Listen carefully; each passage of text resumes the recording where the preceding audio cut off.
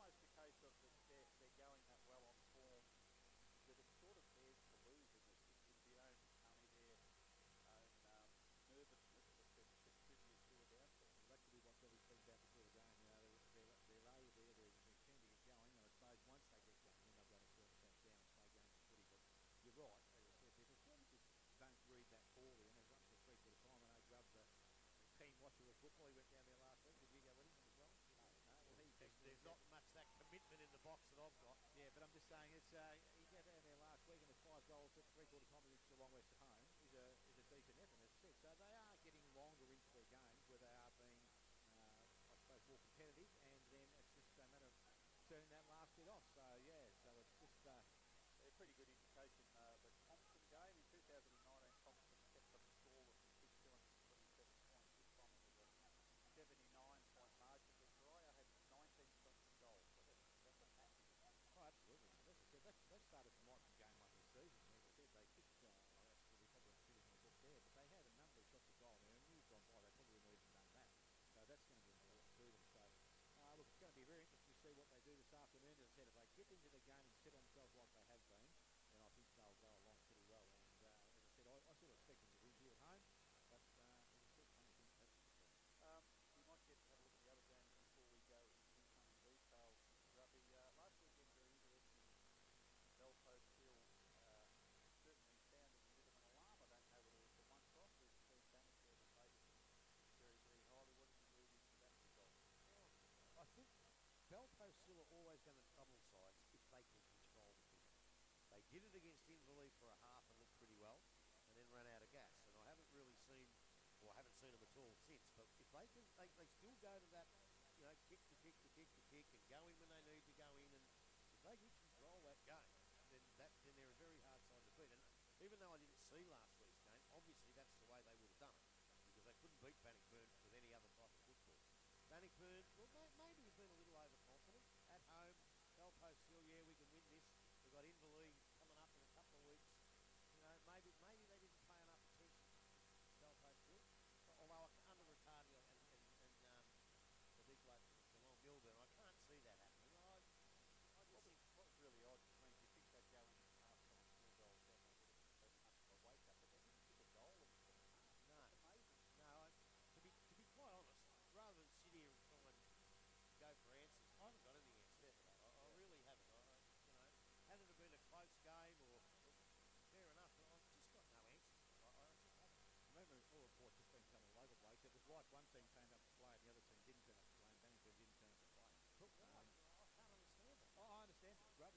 like you think you're going so well into the start of the season. As I said, it's nice to be able to keep that continuity going. As I said, you just don't turn off and not think things are going to happen. As I said, especially against Belpost Hills and the way they play their game of football. So, yeah, nothing worse than I think James did an ankle or something at training or during the week or something, didn't play.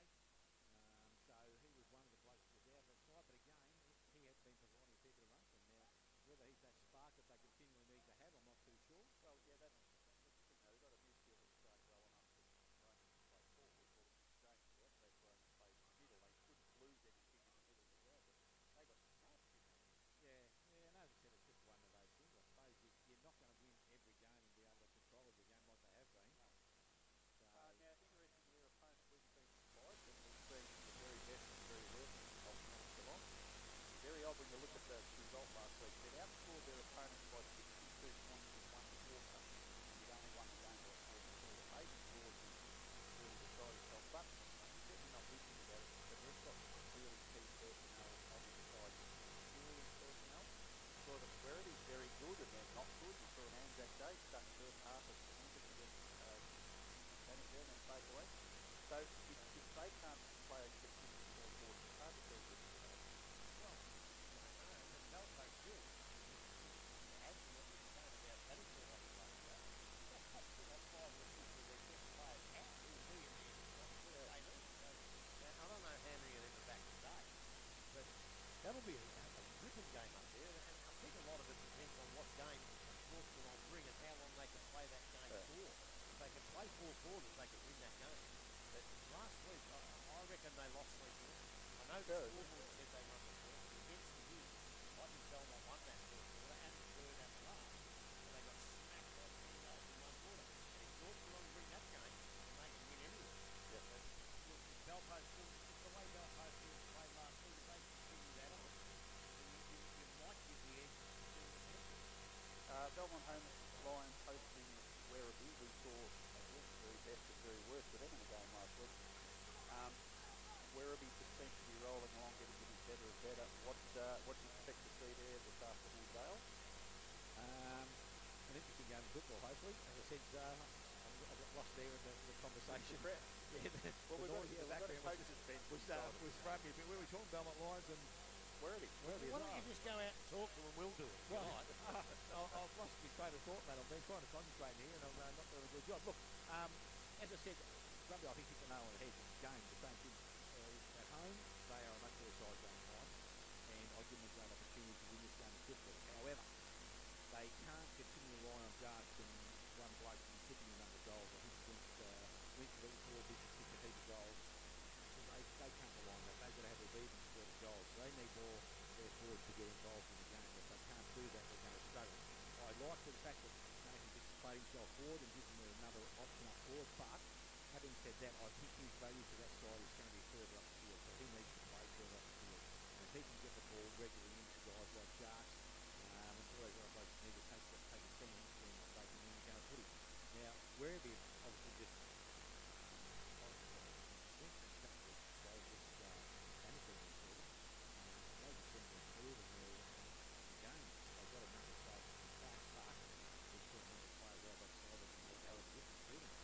very, very dangerous. Grubby, I know you're reluctant to give your true heart and soul feelings about the Centurions, but you can give much about Belmont. Well, that's not true, because I just call it as I see it. And the way I see it, I think Werribee's played 1 poor quarter for the year. And that was the first against Bannockburn. I thought they were as good as Bannockburn in the other 3 quarters. And they beat all before on in the other game. So, look, they are travelling well. They have their injuries. I think they're a little bit lucky when they lose Johnson and Goff, 2 big blokes. They've got Nick Ball who's got something to come in. So even though they didn't play that well, they've got those blokes to come in. They don't have to draw on kids coming out of the second. So they've got plenty of numbers. Apparently last week Sablich played an absolute blinder, and he can play it. Don't worry about that. Brennan again was a really good player. He won the last time. He won the yards player of the day. Brad Carlton's in the best every week. He's a pretty good player. Taylor Pettit and Boydie made a return and kicked a couple, and he looked good. Boydie didn't lose any of his pace.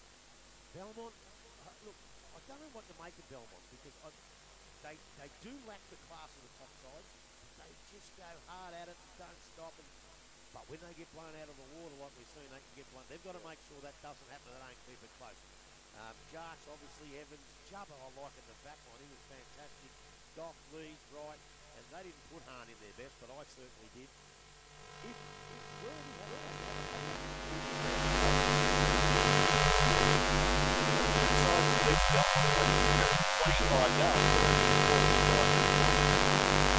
I'd give Belmont. Don't worry, but I'd give Belmont the right chance if they can cover that one for those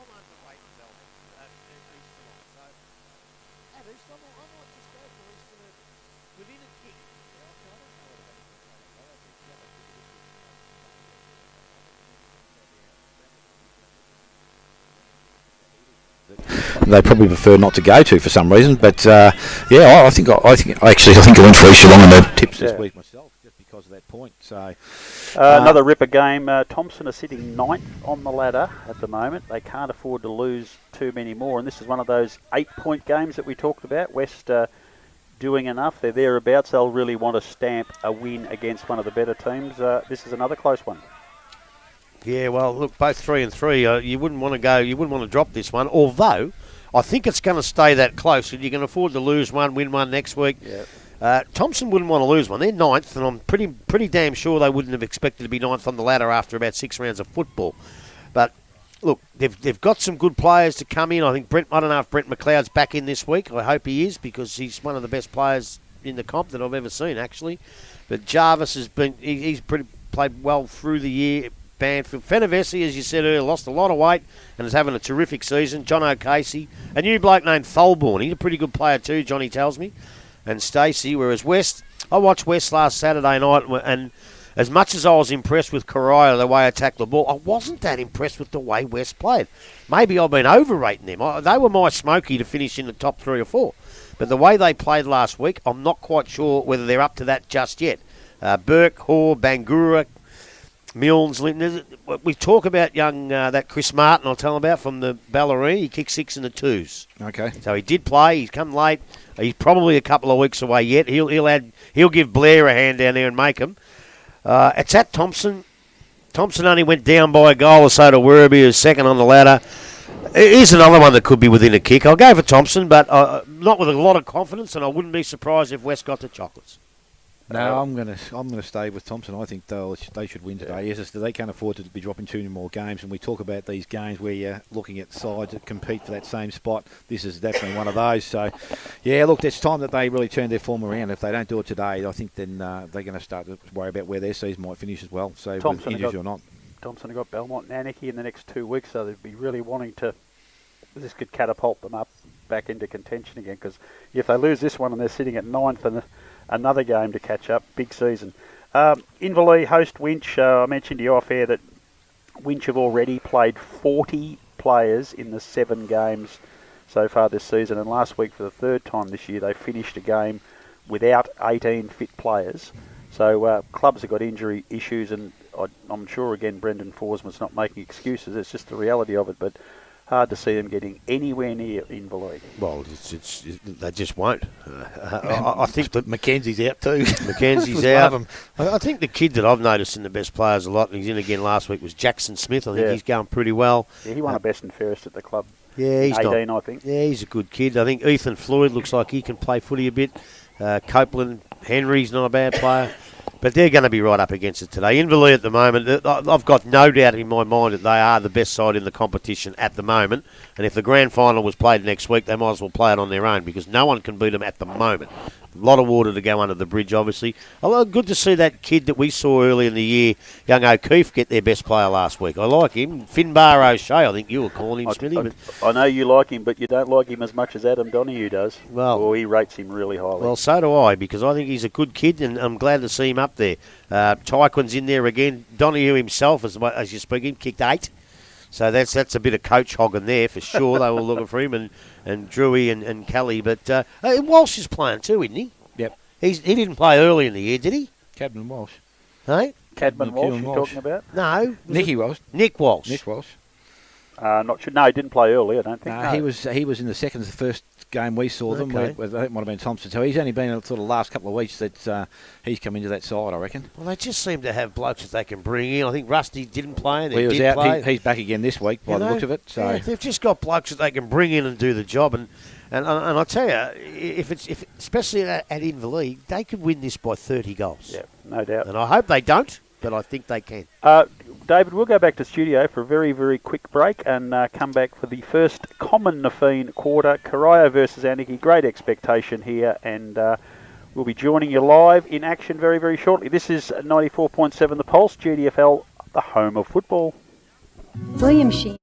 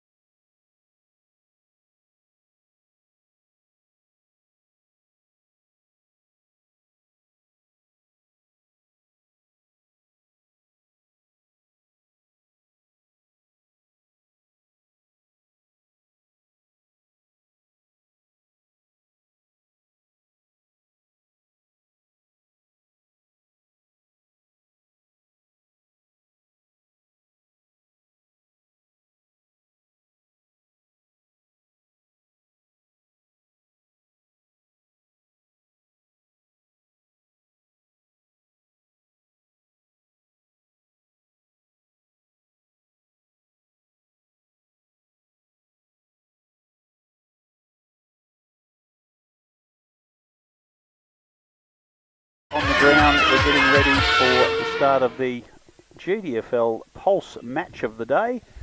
Gentlemen, How do you see it going? How do I see it going?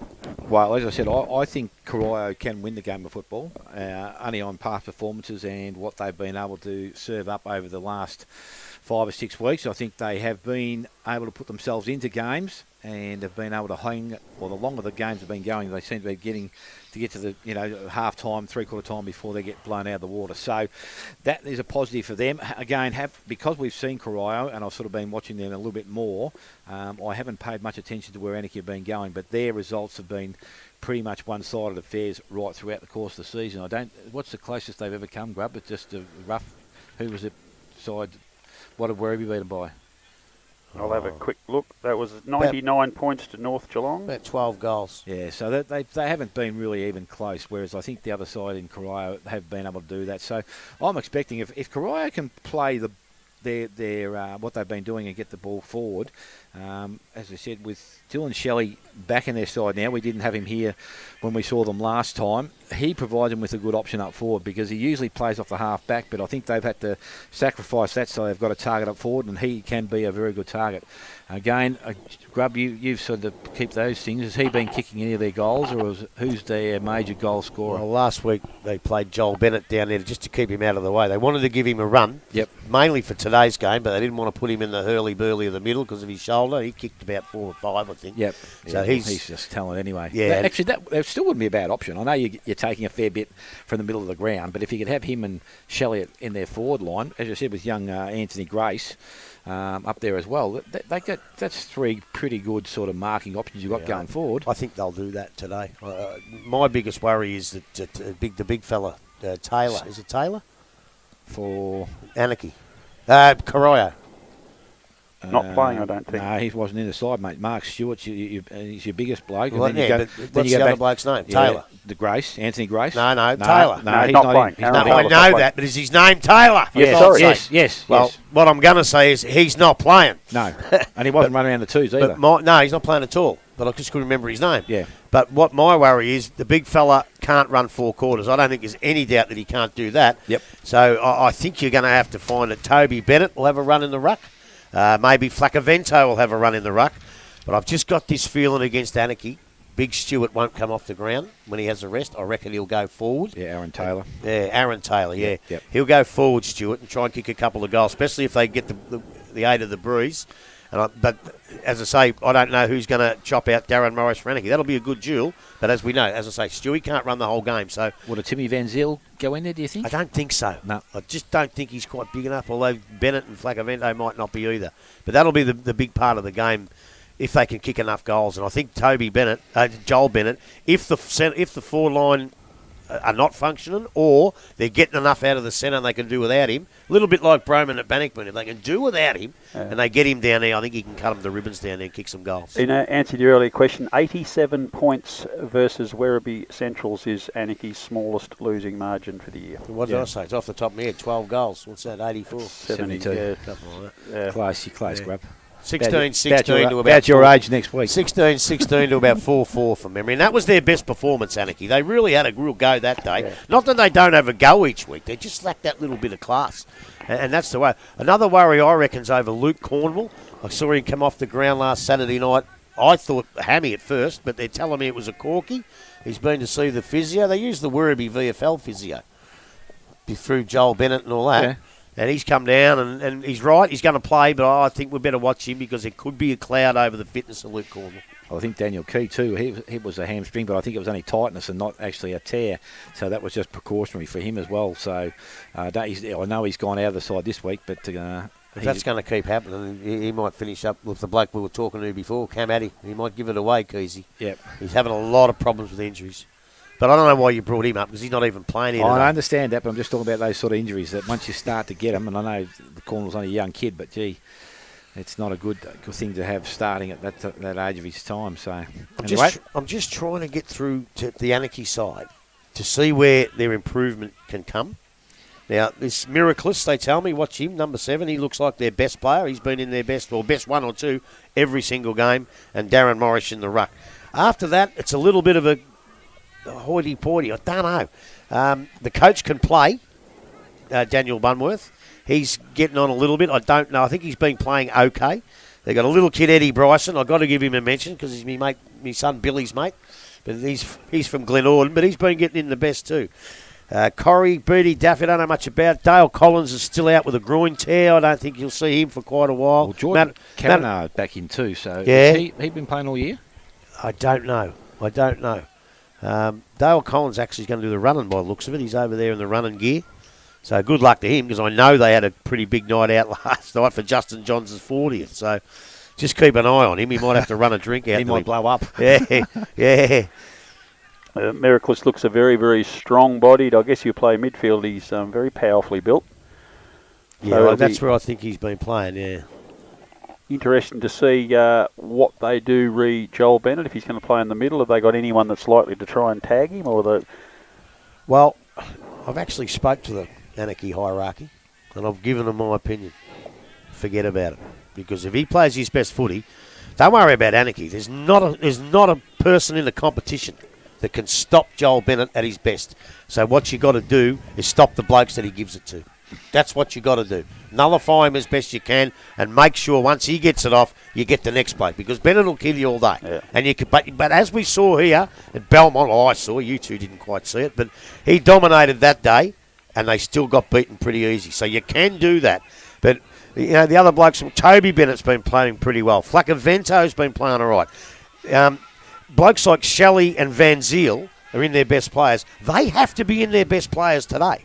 They can't just run along and say, oh, well, we played well last week. They have to be in it, those two blokes, because they're their two of their better players, and young Edwards as well. So I think they've got enough to win this game, Corio. But if they just tighten up, things don't go right for them, there's a lot of speculation and a lot of pressure on them because of 4 years, and it could go either way. But as I said, matter of fact, on Facebook, and as I said this morning, if things don't go well for them and they don't win, I can see what Greg Ince is doing. I can see what Darren and Joel Bennett are doing. Don't worry too much about it. It will come. I think it'll come today, and I'm going to tip Corio by 4 or 5, maybe even 6 goals. Grubby, there is a very familiar shiny top out there wearing the fluorescent green-yellow umpiring. Who are his two companions for today? Have you got the umpires list? Yes, I have. The umpires today, Peter Kennedy. We had him a couple of weeks ago down at Werribee. Leslie Sedman. I haven't got binoculars on. Is Leslie Sedman a girl? No. No? All right. Well, that's good. And, of course, we have the bloke who's the same age as Smithy, Steve Keating, 60. And a 60-year-old running around. I hope his head don't get sunburned. Better run him out some cream for that. But well, we pumped his tyres up this morning, told him what a great job he did when he was here last time earlier in the year. I heard you. I rated him 4 out of 10, and you're pumping his bloody tyres up. Crikeys. Anyway, he's got a couple of similarly aged umpires with him today, so he won't have to put the L plates on the other two. They should all be able to look after themselves out there. And let's hope we get another very good performance from the umpires as we've had in the majority of games that we've seen this year. In fact, I'd say all bar one. We're almost ready to go. Both sides lining up.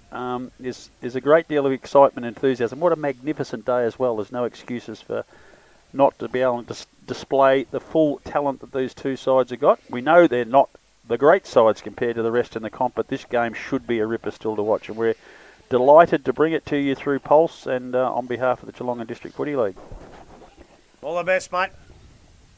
There's much excitement. We're going to hear a bit of noise. The Corio coach's box is no more than 10 metres away from us. And if it gets vocal, it could be very difficult coming through the headphones. Hopefully it won't be too... Are we normally here? It seemed a little close. I don't think we were this close last time. We're between the other two boxes normally. Yeah. Darren Bennett looking very nervous. I can understand why. Dale Smith, former Geelong VFL footballer, back in the days when it used to be called the VFL. I'll hand it over to you and you can get this game started. Did you play as many games as Eric Nichols? No. Were you as good as Eric? No. Were you as good as Eric says he was? No. What a lovely, lovely man.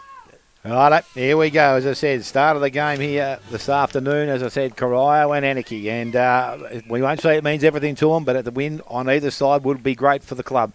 Ball is thrown in the air and the ruckman go at it again. Ball comes out into the hands there of Morris, and he gets the ball going forward into the half-forward line. Ball bounces, picked up by Toby Bennett, got the handball away. Again, put his teammate under a little bit of pressure. Over the top of the ball there is Gillett. He can't get the ball clear. Umpire to come in and take possession of the ball. No, he says he's dragged it in. And Toby Bennett is going to emerge with the football. So Bennett from the half-back line. As we said, it's Toby. Goes into towards centre wing. Up there is Kennedy, and he takes the mark. So Kennedy now decides to transfer play back to their half-forward line. He's going to play kick the kick, and it's going straight back to Toby Bennett. And he will take a mark. He's got a player wide. He ignores that now, and he looks to go straight down towards centre wing. Kick was short. No good. Turned over. Mark is taken out there by Snedden. So he's now just forward of centre wing for the Anakie side. Decides to load up and go a little bit longer. And again, the kick was okay. Mark has been taken. And again, I think it's Gillett that's fell into the hole. And he will go back and have the first opportunity to kick for goal. Oh, I didn't see him. I was just about to say what a shocking kick. And then he bobbed up and took that. I thought it was going down the throat of a Corio bloke. So Gillett now to step in and kick for goal. Forward flank. Kicks on its way. It's going to go across the face, and it's got the distance, but the accuracy is not there. So the first score is to the Anakie side. They are one behind. They lead Corio, who are yet to score. And again, if we wait for Toby Bennett to bring the ball back in. There was a bloke at Anakie, Paul Gillett. I wonder what relation. He was a beautiful big kick, big centre-up forward. Difference. Yeah, well, he was a big taller, but big, heavily built. But Toby Bennett plays on now from the half-back or the full-back line, goes out wide. He set Stewie a bit of a task there and put it out in front, but unfortunately the big fella couldn't get down to touch the ball, and it's going to be thrown back in by the umpire. It's clean played on, so it's... well, they're saying it wasn't touched from the kick out, but he played on, so throw the ball in and be done with it. Seems to be a little bit of confusion out there still, but... Bit of coaching.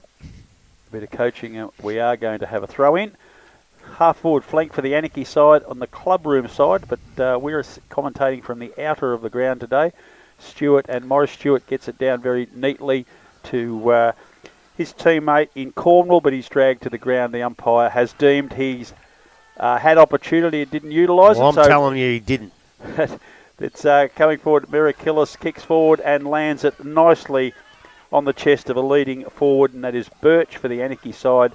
And he's on a very tight angle in the forward pocket, right in front of the club rooms here at Corio, but kicking to the city end. He's looking reasonably confident. He wanders up, a left footer, kicks. It's faded to the left-hand side through for a second behind to the Anakie side. 2 points to no score on the Common Lafine scoreboard, and we are 3 minutes into the first quarter. I'll tell you one thing that's going to happen pretty much all day. At the centre bounces, young Darren Morris, or not young Darren Morris, but Darren Morris has got the opportunity to jump over the top and probably be able to get the better of Stewie.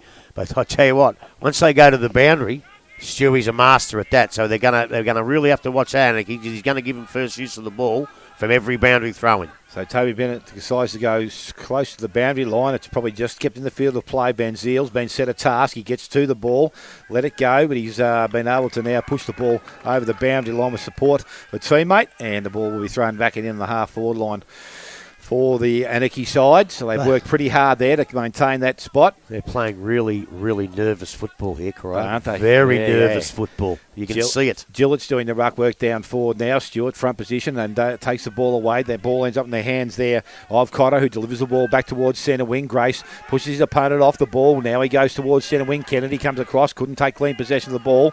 Again, it's worked on, picked up there. The handball comes out by O'Keefe.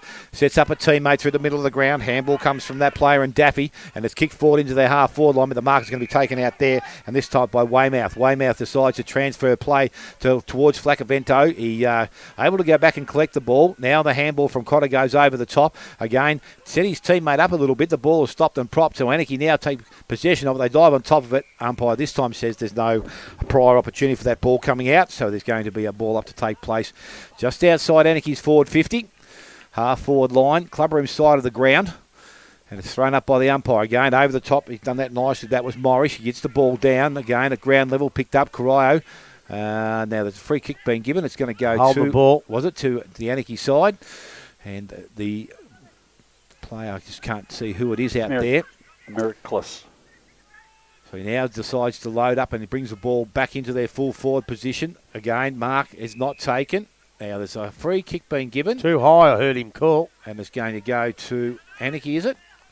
Yep, so free kick was going to go to Gillett once again. I think, yeah. Yeah, so he'll be able to go back, and this time a lot closer than he was in his last shot for goal. And an opportunity to register their first goal of the afternoon. I reckon, well, if that had been Paul Gillett, you'd put it in your book already. He was a beautiful kick. Steps in, and that's nice Put off that the in. boot, and he has got the first goal of the afternoon. So now the Anakie side, they move to 1-2, and Corio are yet to score. We have gone 5.5 minutes. First quarter, Commonwealth Hotel, first quarter scoreboard. Well, all the accolades have got to go to the Anakie Roos here at the moment. They're putting themselves in for the ball. They're doing all the hard stuff. They're picking up their men down the four line. They're just doing everything right at the minute. And as I said, as you said during the call as well, they're just playing nervous footy. All this million games, million days without a win. They're just... Once they get rid of this nervous energy, I think you'll see a better Corio. But in the meantime, you just hope that Anakie don't kick too many goals until they get right on the ball. So in the centre of the ground, it's Morris and Stewart again will contest the ruck. Morris has been taking the advice of our expert commentator, keeping well away from Stewart and jumping over the top of him at this stage. He's certainly going to have the athletic supremacy. But well, the thing is, he's Stewart's got the 35 years experience. old. So can you be still doing that in the last quarter? I'm not sure. It's a good point. So up they go again. Stewart's actually, this time, wasn't even looking at the ball. He was looking at Morris, and he's been penalised for... I know it's been an infringement off the ball that's going to the midfield, but Stewart was definitely shepherding in the ruck. It's a long kick down to the forward line, looking for Gillett. Can't take it over the back. Very, very clever hand pass out into open spaces. Corio's Cotter gets onto the ball. He can't get it away. Players piled up everywhere, and they'll be forced to have a ball up. We're just inside the corner of the centre square, slightly to Anakie's favour here out at the Viva Energy Oval at Corio. Match of the day. Corio trailing 1-2-8. Anakie have on the board already. Come out from the back of the pack, grab two Corio players, tackle Anakie player to the ground. Another ball up, just still right in the corner of the centre square here. He played all right last time, the bloke you just called, Cotter. I think you got him in votes last time we were here, Rob. He's an ex-Anakie player as well, so he might cop a bit of ribbing today. Stewart very, very cleverly over the back of the pack, releases Bennett. That's Joel Bennett. He kicks it neatly down the line, but coming out and taking a mark. He just overcooked the kick a little bit to his forward. And coming out and taking a very good chest mark for the Anakie side. Can't see who this is. Daffy matched it with a good kick. Across the face of goal to Pope. Pope relieves and handball, and that is going to be out on the full. If not, it'll probably be classed as deliberate, I would imagine. No, umpire has said everything's okay, throw it in. So it's in a very shady forward pocket. Corio in attack this time, trying to get that first goal on the ball and release that bit of nervous energy that's troubling them at the moment.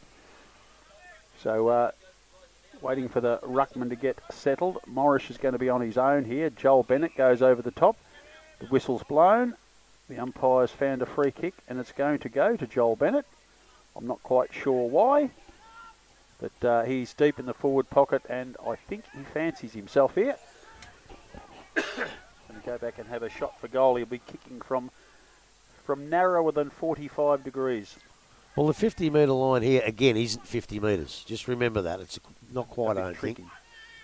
So Bennett comes in, kicks very long. If it clears the pack, which it has, that's the first goal. That's a brilliant kick by the Corio co-coach, and that'll help relieve a bit of pressure, I'd imagine, Grubby. One straight goal, Anakie 1-2, and we are 9 minutes into the Common Nafeen first quarter here at Corio. It's pretty much, when you talk GDFL footy, some blokes can kick them from there, some can't, some go close, some don't. But that just showed, like, the class of that kick was never, as soon as it left the boot, it just, came back a bit, just exactly how it's done it. He's obviously got that extra class, and that was a beautiful kick for goal. But I'm like you, I didn't see the free kick, but I don't know what it was for. So back in the middle we go again. Both ruckman, they go at it. This time Stewart, maybe the first one. Second one went to Morris. Ball goes out, and it's coming forward now, and it's kicked forward by Bryson. He goes into their half-forward line. Miraculous, he picks the ball up. He goes one way, got the handball away. Put his teammate with a bit of a task. He's able to pick the ball up. He was tackled, then put to the ground. Umpire said there's going to be a throw-in to take place on the bit of a dust-up line. Yeah, a bit of a push and shove out there in front of the clubroom side, as we said. So again, Morris and Stewart to do the ruck work on the far side of the ground. Here's where the advantage is with the big fella Stewie. So Stewart now gets that front position. Yep. Ball comes down out of that contest again at ground level. They work hard, picked up. Handball wasn't effective, and it ended up there in the hands maybe of Snedden, I think. But 22. was it? So the ball's now kicked around the boundary line. So they work it towards the boundary line. Flacabeno got the handball back inside. That was okay because it found Box. His handball went wide and out of bounds. So we'll have another throw-in to take place. Yep, you're right. James Box had a couple of touches. Yep. And just waiting for the boundary umpire again to throw that ball in from the far side of the ground. Mark Stewart wants to get front position. Morris worked himself to that position. The ball comes out of the contest and it goes forward again. Gillett's in front. Couldn't take the mark at ground level. The Anakie boys, they try and keep the ball alive. They kept it rolling forward. Tim Van Ziel's over the top trying to hold it up. And I think he's been able to do so. And we're going to have a ball up to take place. About 30 from goal. Anakie attacking into the ground.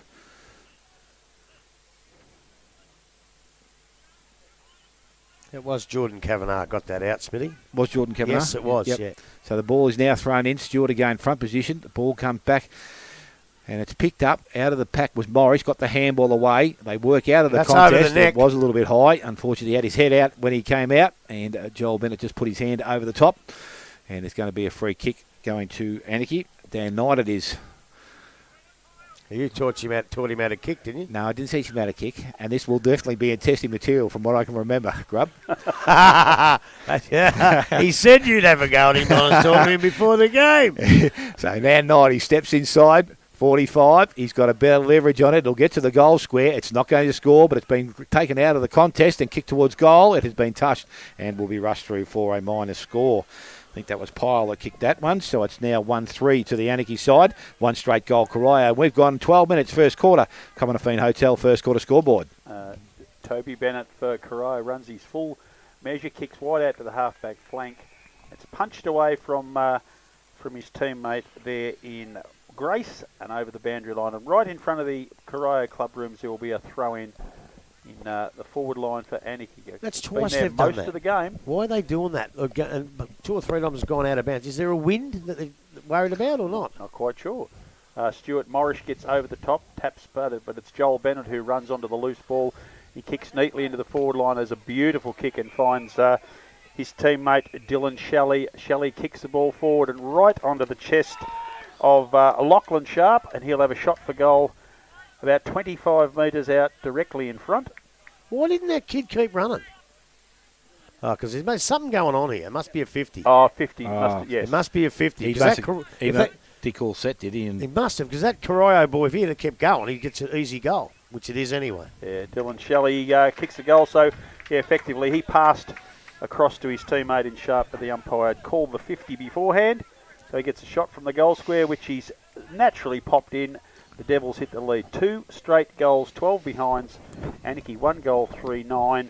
We are 13 minutes into the Commonafine Hotel first quarter at Corio. I think when you spoke about Joel Bennett earlier in the game, or before the game, that's where they've got to stop him, because the game between these two sides is going to be scrubby. It's going to be in tight for a lot of the game, and the bloke that'll break it open is Joel Bennett like he just did. So that's where you got to watch him. Even give him a free kick so he can't run down the ground. so Stewart from middle of the ground taps the ball down. Again, it's the interception holding there the from man. Corio. Now it's picked up by Cornwall. Now there's a hold. You're right, Grub. And free kick's going to go to Kavanagh. So Kavanagh, the recipient of the free kick. He's looking to deliver the ball towards centre half forward. He goes a little bit wider now to the half forward line, slipping in front of positions. Markers not taken, so it's Livesey that had the ball, got the handball away, and he worked the ball back to Van Ziel, get the handball across, but it wasn't effective. Umpire said it was incorrect disposal, and free kick is going to go to Anakie. So Anakie now through Kyle Ebel. He delivers the ball short, going to the forward line, but Toby Bennett read that nicely, slips across and takes the mark. So he now plays on, a little short kick wide. Mark is taken out there in the back pocket. They deliver the ball short.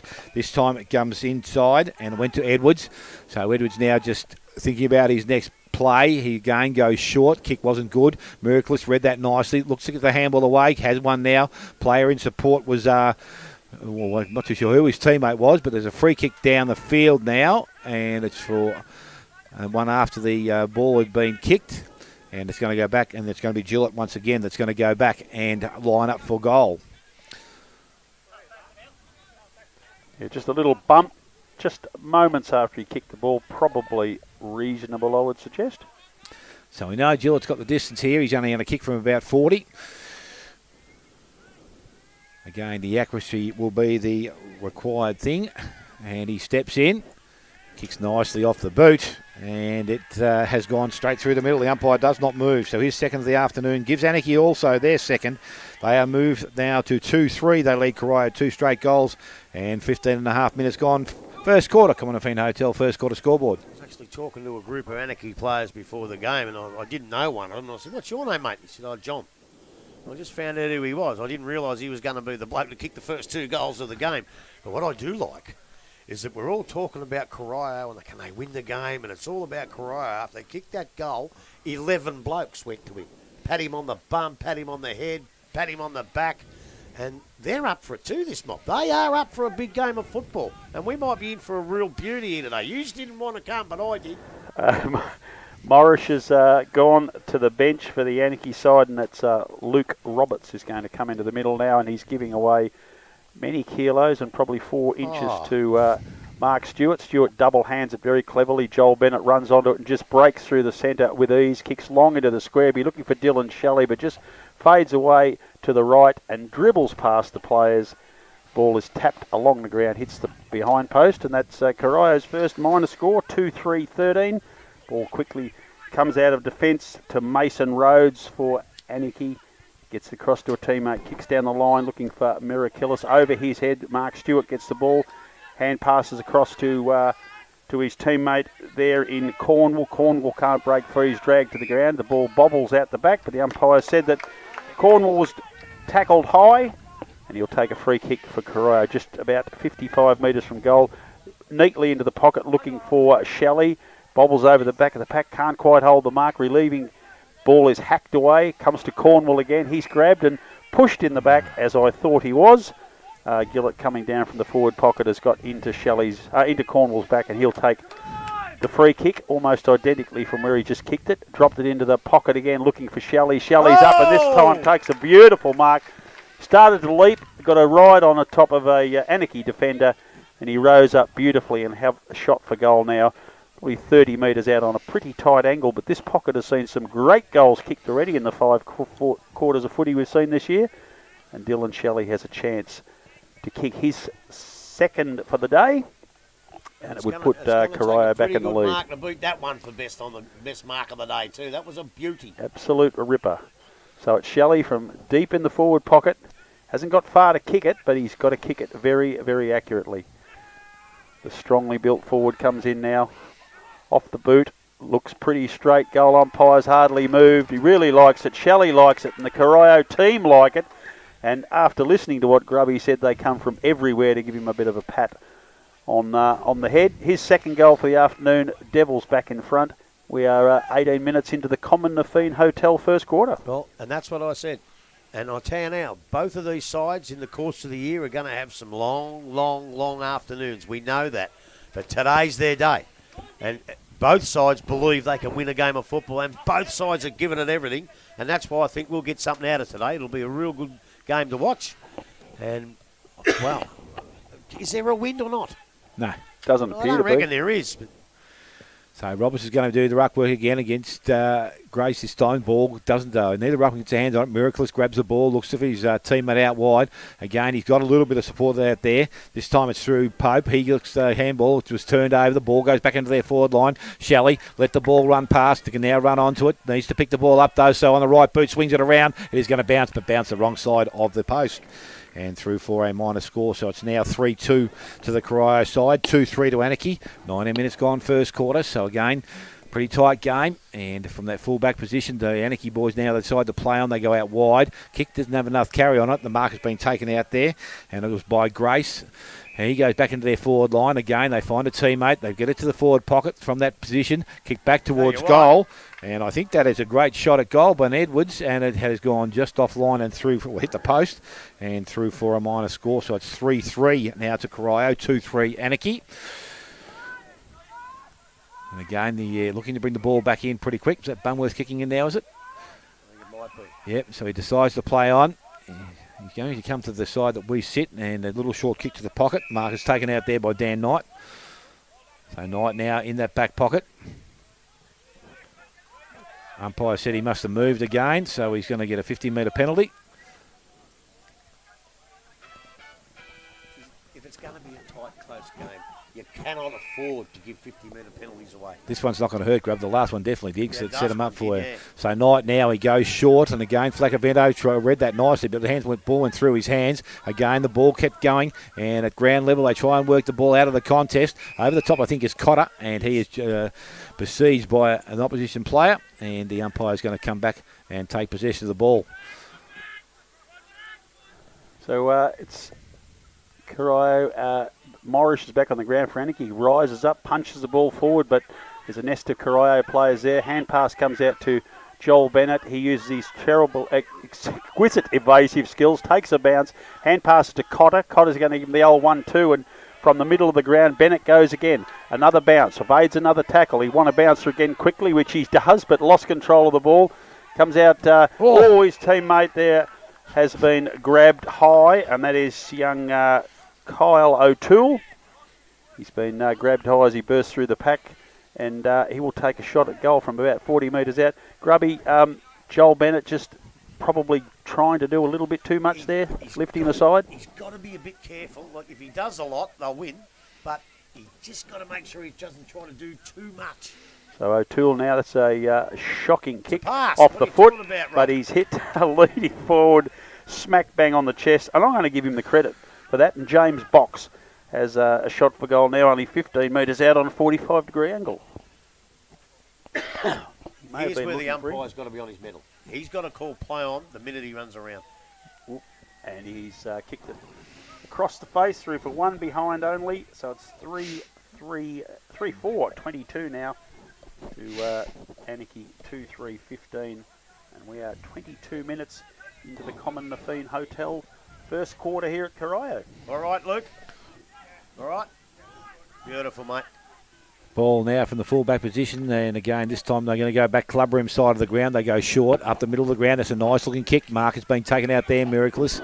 He has the ball, and he decides to deliver the ball back into the centre. Kick wasn't good again, gets over the top. He's got numbers out the back, picked up out there by Birch, tried to force his way through. Umpire said he had a bit of an opportunity to get rid of it. Good tackle, Toby Bennett, so he's going to put the Corio side back into attack. His prior opportunity there, Dale, was that he tried to break the tackle. Tried to jump into him there. So that's the prior opportunity. So Bennett decides to go wide and has Shelley on the far wing. Shelley, a little short kick along the line. Mark taken out there. Play on now, says the umpire. Is Sharp, picks the ball up. He goes into their forward pocket. Again, it won't be picked up cleanly and will run out of bounds and be thrown back in. Do you just sense that Corio have actually lost that little bit of nervousness and they're playing a little bit more relaxed footy now? Yeah, they might be a bit more settled. The realisation they maybe are in a game that they thought they could have maybe got away with early, but again, this time ruck work. Grace does the ruck work in the full forward position, the forward line. Goes back towards the boundary line. Again, the ball's gone back over. Umpire to take possession, and another ball in to take place. Halfway between the goals and the forward 50. Interesting, Mark Stewart was a kick behind play, and he's gone back in, not to do the ruck work, but just sit in the forward line, which is a bit unusual. The ball has been thrown in, a player tackled immediately, dragged to the ground. We'll have a second stoppage here. This time Stewart's got himself into the contest with Morris, and he'll be looking to get the ball out into the path of Joel Bennett, I'd imagine. Lovely little tap over the back of the pack. Livesey picks it up, but he's immediately tackled. The umpire deems high, and he will take a shot at goal from Corio in the forward pocket. Once again, a tight angle and the wrong side for a right footer, but he looks pretty confident as he strolls back. This will be a tough kick. He's just checking where the mark is, but he's going back to have a very deliberate shot for goal. Umpire just ushering a few players away, so it's Livesey for Corio now. Kicks from the forward pocket. He's kicked it particularly well. He's a very happy boy, and so are his teammates. The fourth goal for the Devils, 4-4, 28. Anakie 2-3, 15. Now gone 24 and a half minutes into this first quarter. It's the Common Nafeen Hotel first quarter, Grubby. Well, yes, and it was a tough kick, but he done it. He made it look so easily, and he's a kid with a lot of talent. We saw him when him and his brother Marlon were here the first time, and he's got a lot of talent. But what Anakie now, after such a good start, they've got to kick the next goal. Otherwise, Corio might get away to a good lead at quarter time, and Anakie just can't afford that. They've got to get the next goal, or else, I reckon. So Ruckman again back in the middle of the ground. It's Morris who got the ball away and it was picked up cleanly out there. This time by Goodwin. Handball was intercepted again towards Shelley. Shelley goes to Cornwall. Cornwell to Livesey and he goes back into their forward line. A little bit of use of the hands in the forward line was okay. Picked up out there by Sharp. Got the handball away to his advantage of his teammate. Picked up there by Grace, I think it is, and runs back towards goal. And I tell you what, that is a nice finish. And he has got his first goal of the afternoon, Anthony Grace. And now the fifth for the Corio side. They're 5-4. They lead Anakie on 2-3 and 25 minutes gone. First quarter, Commonwealth Hotel, first quarter scoreboard. Well, the signs are there already. For a football side who probably in the last 4 years haven't kicked 3 goals in a row very many times, if ever, I tell you, they're going to be hard to stop here. They got their tails up and they're going to be hard to stop. Grubby, very interesting. Watch this centre bounce, the position that Mark Stewart's put himself in now compared to Morris. He's running across in front of him and stopping his leap. Very, very experienced. He's got the last 3 tap-outs because of it. This one down to Cornwall. He can't get away. Ball comes out. That's a very clever tap on it. Comes out towards Pope for the Anakie side. He can't get away. The umpire's blown a whistle. Advantage. He's called advantage, and bursting away for Corio is Edwards. He kicks down to the forward pocket. Well, dribbles over the back of the pack, and it's going to be out of bounds, about 20 metres around from the point post, and we'll have a throw in. Anakie leading 5-4, 34, 2-3, 15 is Anakie scores. Common Nafeen Hotel scoreboard. So Anthony Grace doing the ruck work down the forward line now. Morris is also with him. Ball comes out the back. Morris able to get the ball away again. Picked up by Livesey. Got the handball away. Knight comes in. And umpire said now there's a high one. It's going to go Corio's way, is it? Yes, it is. And 50. And 50. I've had this argument with Keats a million times. There's a bloke 3 foot away from it. And Keats has gone and pulled one from 30 metres away. They weren't happy, and the discipline there is you don't give 50. You shouldn't be given 50, but Keats, just stay away from it, mate. So the ball's gone down further, and it was actually kicked by Cotter, so I'm not too sure why he even had the free kick.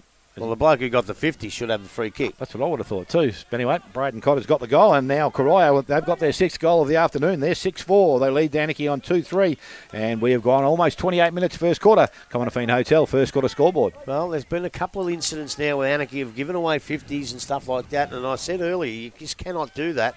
And as I said about 5 minutes ago, they've got their tails up. Now they've kicked, 4 in a row, and they don't do that very often. And I tell you what, they are going to be very, very hard to stop here. Yeah, certainly got the nervous energy out now. It's Stewart again coming in from across the centre line, running across in the path of Morris. And he's got the double hand again to Cornwall. Wins it back himself. A very clever half handball out to release a teammate. But he's quickly tackled, dragged down. The ball was bobbled out just as the umpire put the whistle to the mouth for a ball up. But he has done so this time with Cornwall, the last one up. With the ball for the Corio side, he's been very, very active this afternoon. The little midfielder, Stewart and Morris again. Morris this time over the top. Gets it down to a teammate, but he's immediately tackled. And we'll have another ball up. Still in the centre square. That was Kavanagh that won that one. Stewart beautifully this time, right hand palm out into the path of Cornwall. He can't get away. Coming through quickly for Anakie was Pope. He kicks forward, can't get a clear run at it. There is Ebel coming out for Anakie.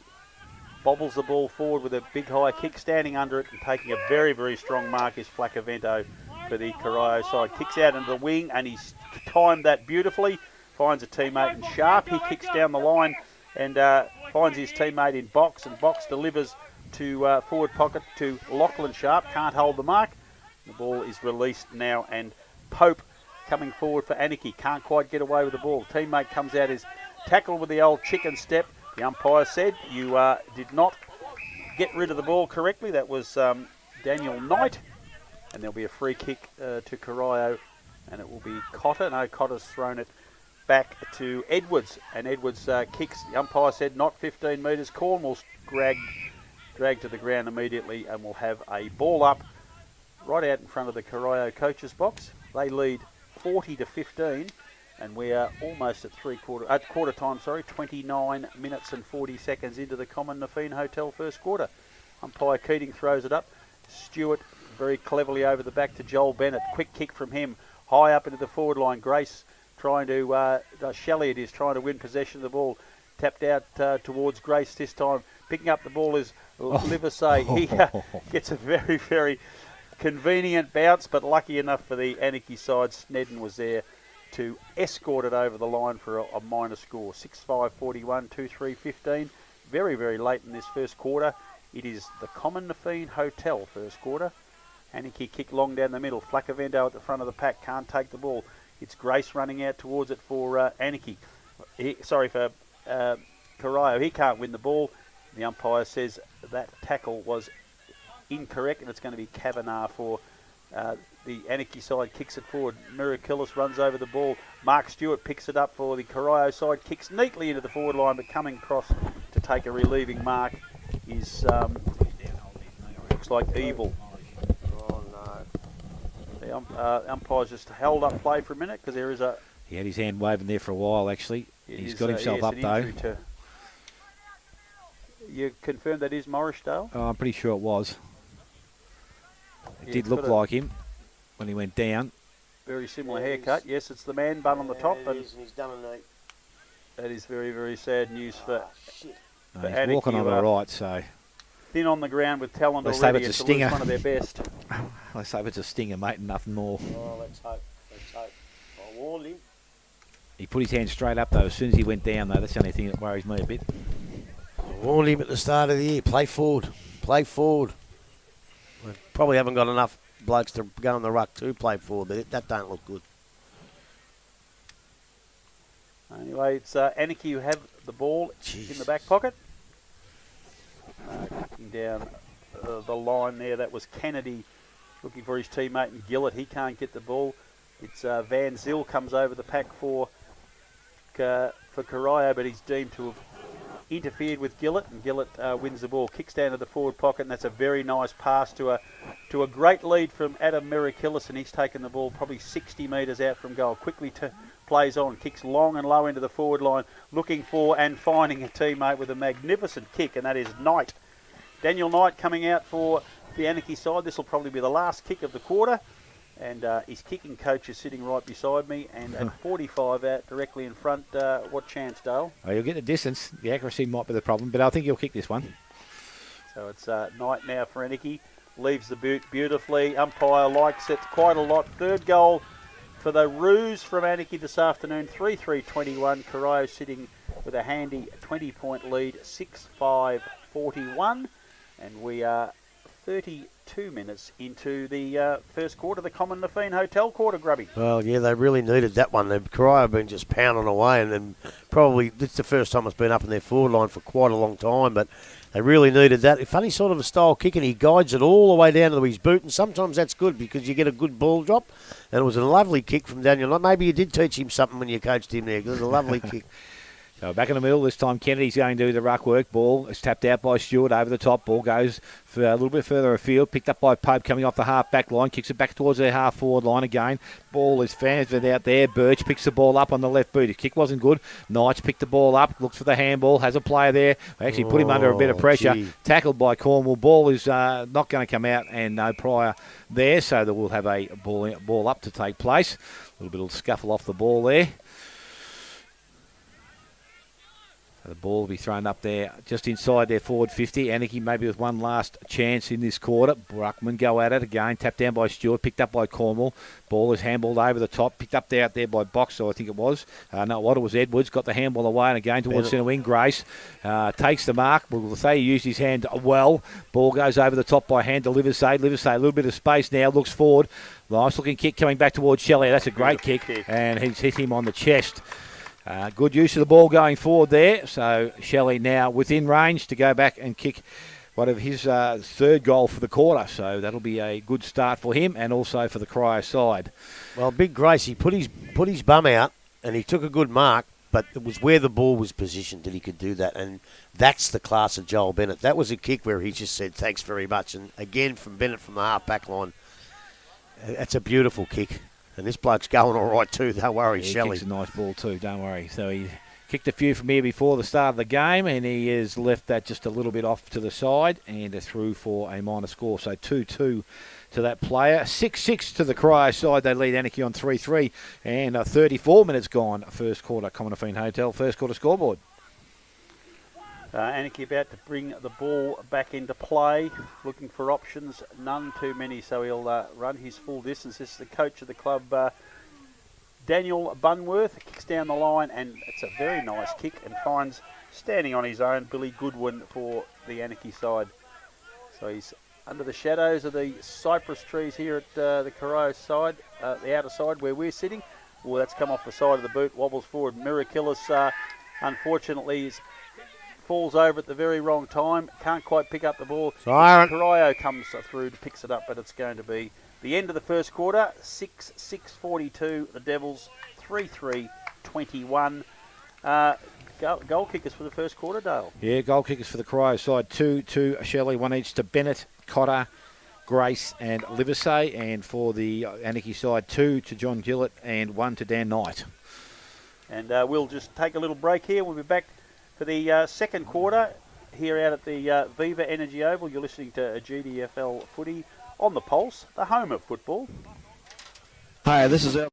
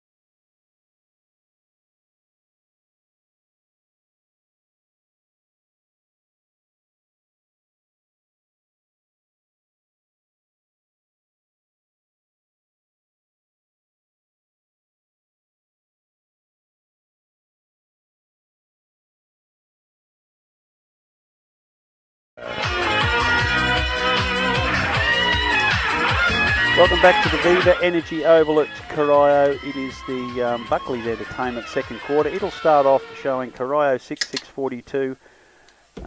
Anakie, after a really, really promising start, 3-3-21. Certainly not out of the game, Grubby, but a little bit of a gap has opened up in the second half of that first quarter. Well, they got a goal right near the end. It really helps them. But I suppose when you look at it, they've doubled their score in the first quarter. So Anakie have got to do something to try and fight their way back into the game. They started off the game really well. Corio were very nervous. That's why I kept asking if there was a win, because when they scored a point, Anakie, Corio seemed to be doing the old, let's kick and go over the boundary line and create a stoppage over the boundary line. I'd like to see them be a little bit more productive when they come out after a point. And I think they will be now. They've got a bit of a lead. You watch Daniel Bunworth for Anakie. He's hit a target with every point that he's kicked out from. So take a bit of a lesson off that. But look, yeah, nervous start, but gee, I tell you what, once they got their tails up there, they were hard to stop. Everybody was playing well. The Bennetts were playing well. Shelley's probably, he's the main man at the moment. He's been fantastic down there. They've all been fantastic in that quarter. And as I say, Anakie, they've got to fight their way back into this, otherwise they're going to have another big loss.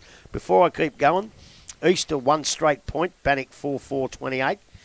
Inverleigh 5-4-34, Winchelsea 4-2-26.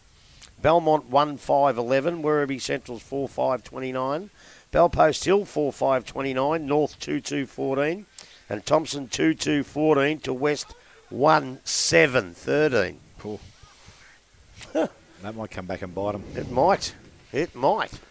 Very sad to see Daniel Morris going down with an injury, Grubby, but Darren Morris, I should say. But how much of an impact do you think that'll have on now Mark Stewart's performance, who was starting to really get the ball exactly where he wanted it? As I said off air, Stewie was ranked in the top 50 of the best, not GFL footballers of all time. He's been a champion of our game. He's 48. He's come back to help the club. but he's still got that experience. He was getting beaten at the centre bounces, so he decided to come across. Just stay on his side of the line, as we've been discussing, just to try and nullify or neutralise Darren Morris's dominance in the centre bounces, and it worked. But now Darren Morris is gone. I don't think Anakie got anybody that can go with Big Stewart, and I think we'll find that without Morris in there, not only will Stewart dominate for a while, it'll give a chance for somebody else to go in and give him a chop out, and he might go down forward and try and snag a couple of big ones. That's what I think might happen. So, yeah, it's... Well, as I say, and this other bloke, Miraclis, he's proven to me that he is their best player. I've never seen him, but he's in their best every week, and he's their best on the ground at the moment by a mile. And Morris was always their second best. So they've lost Morris, but Miraclis is still there. But, yeah, I don't know what they're going to do here, Anakie. They've just got to hang on for a while, I think. Just hang on and try and keep it within 3 or 4 goals. But Corio, they got their tails up. They want to win their first game for 4 years. They want to do that, and I reckon they're going to. It's certainly ticking along all right. Quite a reasonable crowd here today. There's a lot of people out on the ground listening to both coaching huddles, which is good to see the spectators getting involved. We do know the rooms over at Corio will be jam-packed because it is a past players' day, and I bet they're enjoying watching this. I suppose there's a few of those fellas that would have been here during the really lean times will get a real buzz out of their side if they can win today. Well, and I'll tell you what happens down at Werribee sometimes, and I hope it happens today. There'll also be some players over there, hopefully, that were here in their halcyon days, in 95 when they won the flag.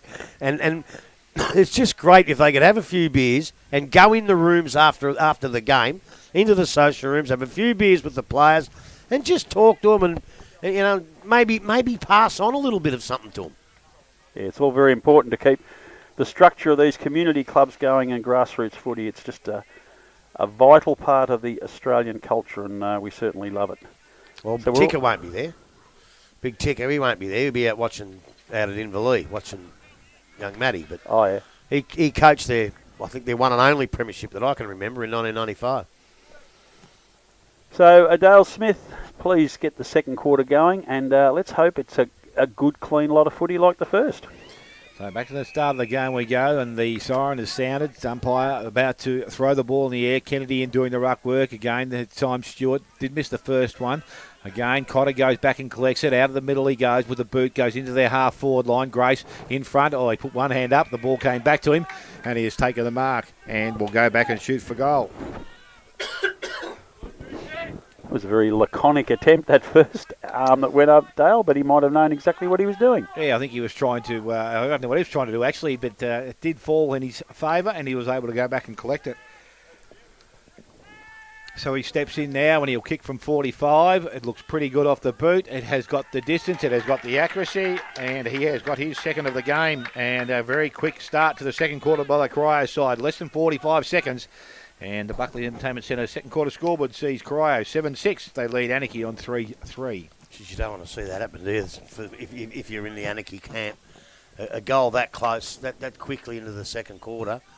And look, they've had a tough time of it too, Anakie. They've been getting obviously smashed and that, and all of a sudden that feeling of deja vu comes back. You know, not another thrashing. So, as I said, they've got to hang on for a while and hang on as dear life here. Back in the middle of the ground, Stewart and Kennedy. Stewart completely misses his attempt to win the ball. Coming through for the Anakie side is good when he kicks down, but coming out and taking a relieving mark for Corio is Toby Bennett, who's had a very close haircut indeed. The young man runs around on his raking left foot, drives it forward looking for Grace, goes over the back of the pack.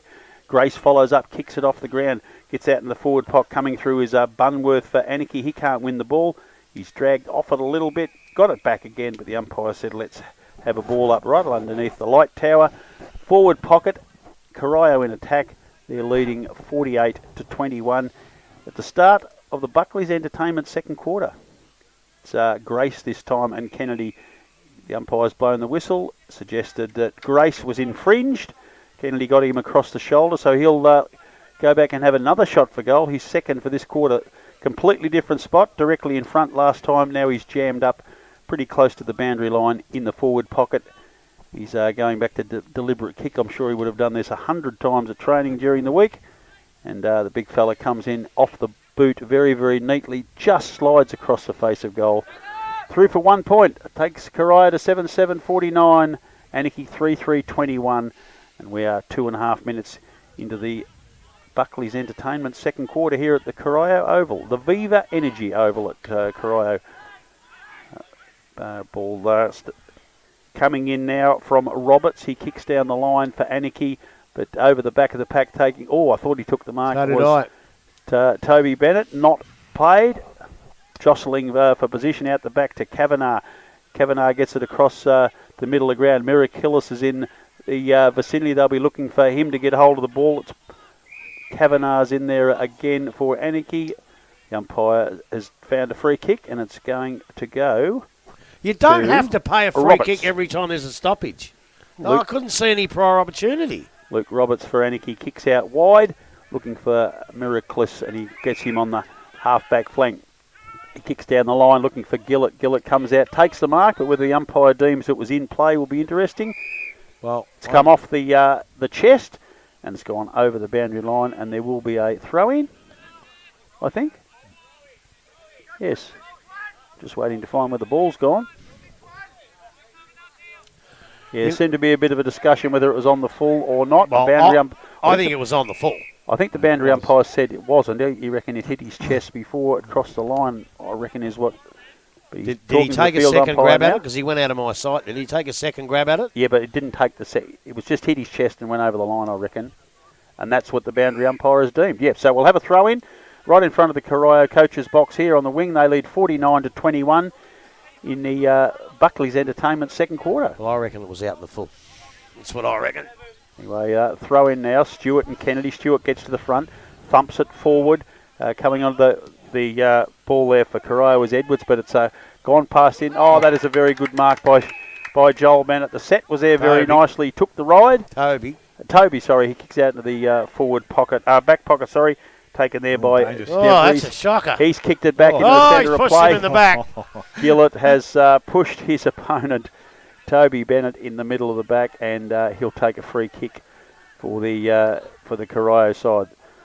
The left footer kicks down the line looking for Mark Stewart over the top of his head, out through the hands of Bryson, and I think it will be over the... No, it's still in play in the forward pocket there somewhere. I think the players have all stopped waiting for the umpire to blow the whistle, which he's finally decided to do, and there'll be a ball up underneath the cypress trees in the shaded area of the Corio Oval.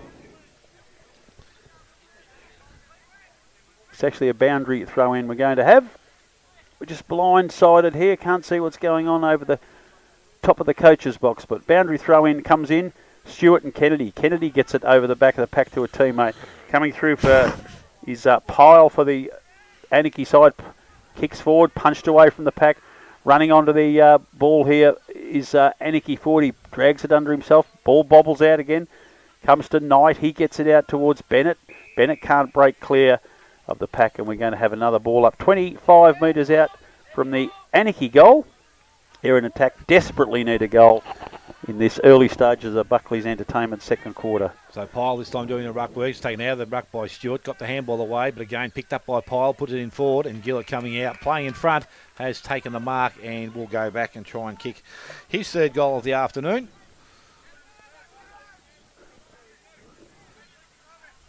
And he is only... towards actually only a chance. Put your glasses down, wouldn't you? I reckon so. After his last two kicks of goal, you think this should be easy, and he has gone straight over the umpire's head. Oh no, he hasn't. He has missed. No! I can't believe that. I I've didn't think the written that umpire down. moved, but there you go. 3-4 now to Anakie, 7-7 to the Corio side.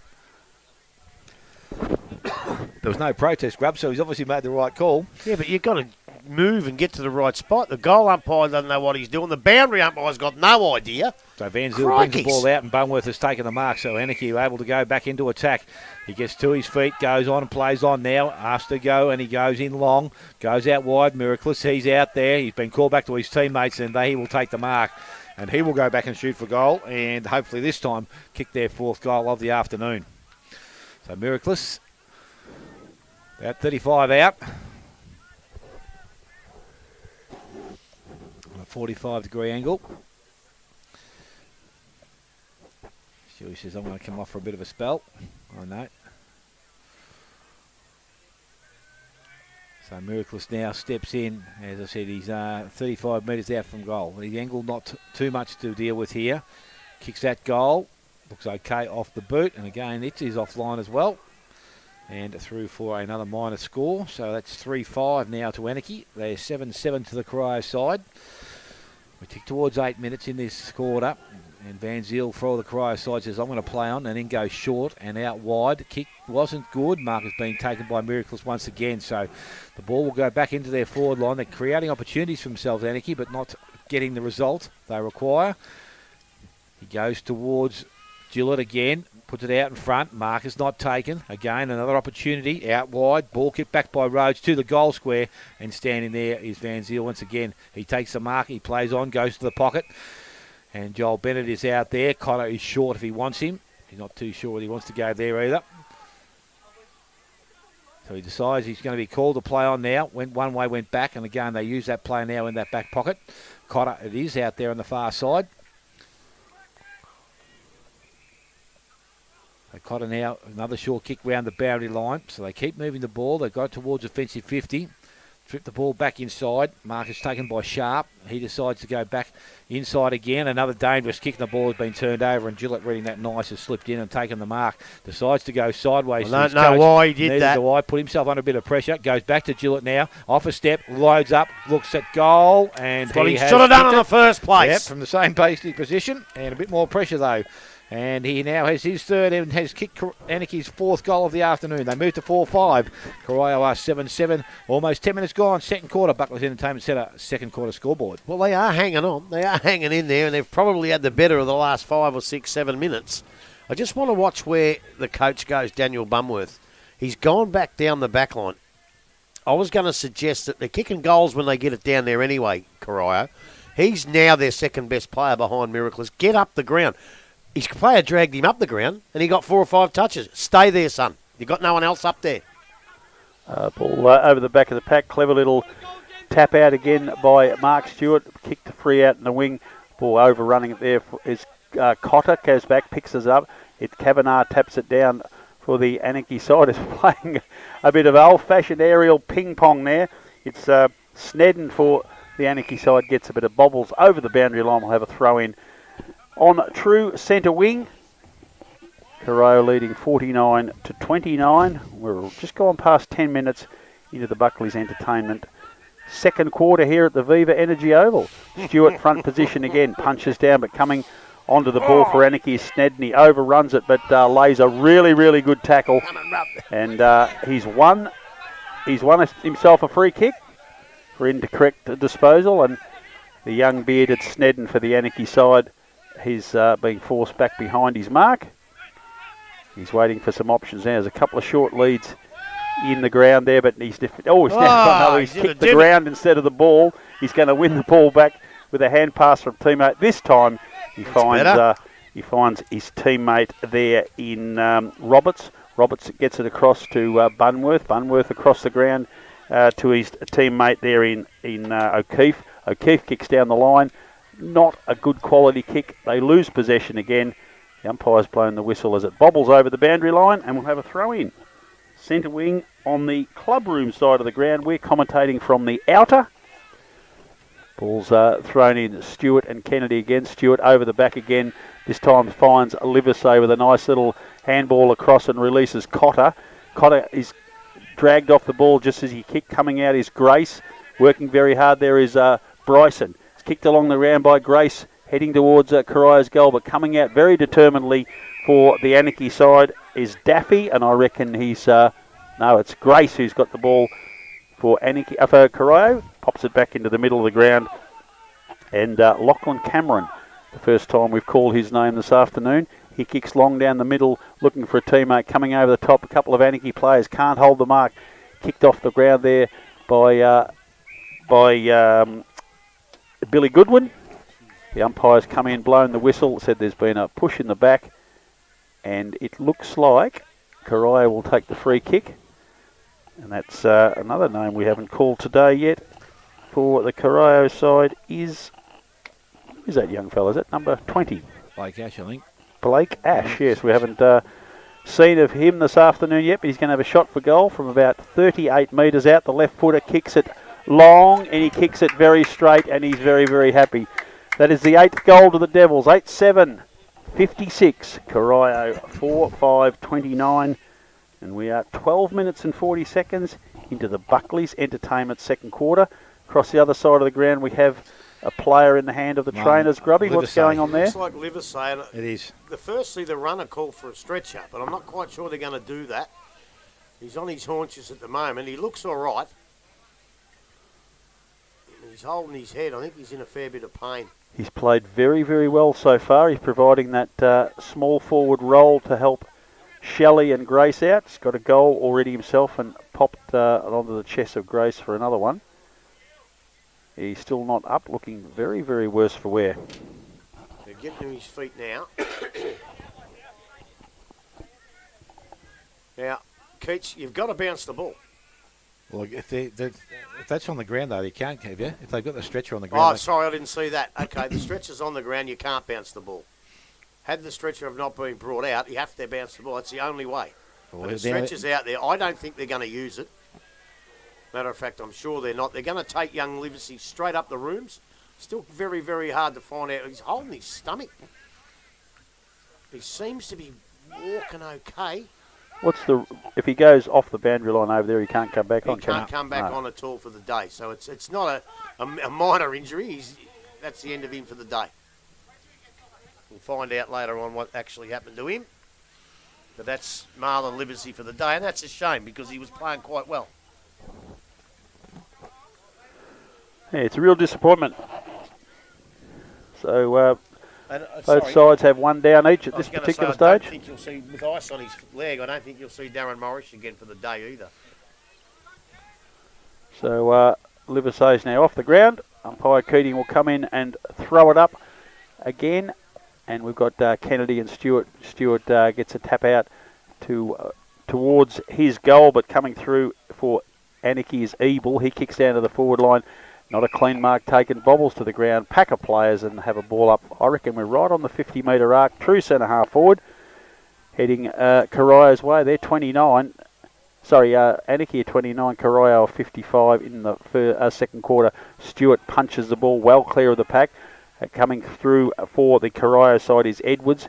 He can't win the ball, but he's got it across to Cornwall. He certainly can. Great bit of shepherding there by Aish. Kicks it down in the forward line. Joel Bennett having a bit of a rest in the forward pocket. Great skill. Gets it across to his teammate there in Cornwall. He has a shot for goal on the run. But goes through for a minor score. So that's 8-8, 56. Corio, Anakie 4-5, 29. Just on the 15-minute mark in the Buckley's Entertainment second quarter. Was that Cornwall? I'll tell you what, he was running pretty quick for Cornwall. Ball kicked in from the full-back position. They go straight down the ground. Target's going to be Miraculous. Ball is not taken. Now there's a push as the umpire. Free kick will go back to Shelley. So Shelley of Corio now, he'll be able to put this ball deep into attack. He decides to go quickly into the forward line. Again, the ball gets out the back. Oh, he went looking for the coach there, Bennett, being able to pick the ball up, got the handball away. This time it goes back and it's found his teammate there in Edwards. Edwards tries to get out of trouble. He does so nicely, goes back towards goal, but he's offline with the ball and through for a minor score. And it's now 8-9 to the Corio side, 4-5 to the Anakie side, and Anakie are going to be, again, playing on quickly, and the ball is brought straight up the ground by Wallace. That's a better kick, and Miraculous has taken the mark. So they move the ball just short of the centre position. He chips over the top, and again, okay, mark has been taken out there. Kavanagh looks for his options there. He had Miraculous running past, but ignored him and goes short. Coming up this time, the mark is taken by Palmer. So Palmer now. Again, the short game. Well, he's given his opposition a good look at the ball. It's going to be picked up there by Knight. He couldn't do it cleanly. Handball comes out. It's going to end up with Shelley of Corio. Little chip sideways. Goes looking outside for O'Toole. He picks the ball up. He's tackled. Hands went up and slipped over the top. The original tackle was on the shoulder, was okay, but you're right, it slipped up. So then the ball goes inside to Shelley, and Shelley quickly goes across the ground. We'll find Cotter. Cotter, the running player outside, is Flacavento. Ignores him. He decides to go through the middle of the ground. Again, the kicks was held up, but nice nice collect. Good The boy. kick was forward. Well, Box goes short into their forward line. Goes back. This time picked up. Hands over the top is from Pope. Pope goes further afield and has Daffy. Daffy now goes out wide. Marcus not taken out there. Flacavento leads in the race for the ball. He is taken to the ground high, says the umpire, or actually a push in the back he's indicated. I think he went forward with the ball, and he's going to get up with the ball now and handball back inside. Cotter runs to 50, loads up, goes long towards the goal square. Free kick, holding. And there is a hold back there. And it's going to be Joel Bennett in the goal square. He's going to be the recipient of the free kick.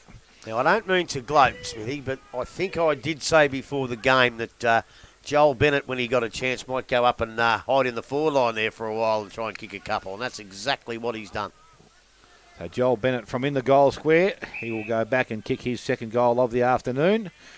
And he's made sure he put it through. Yeah, the Purnell Road, that went.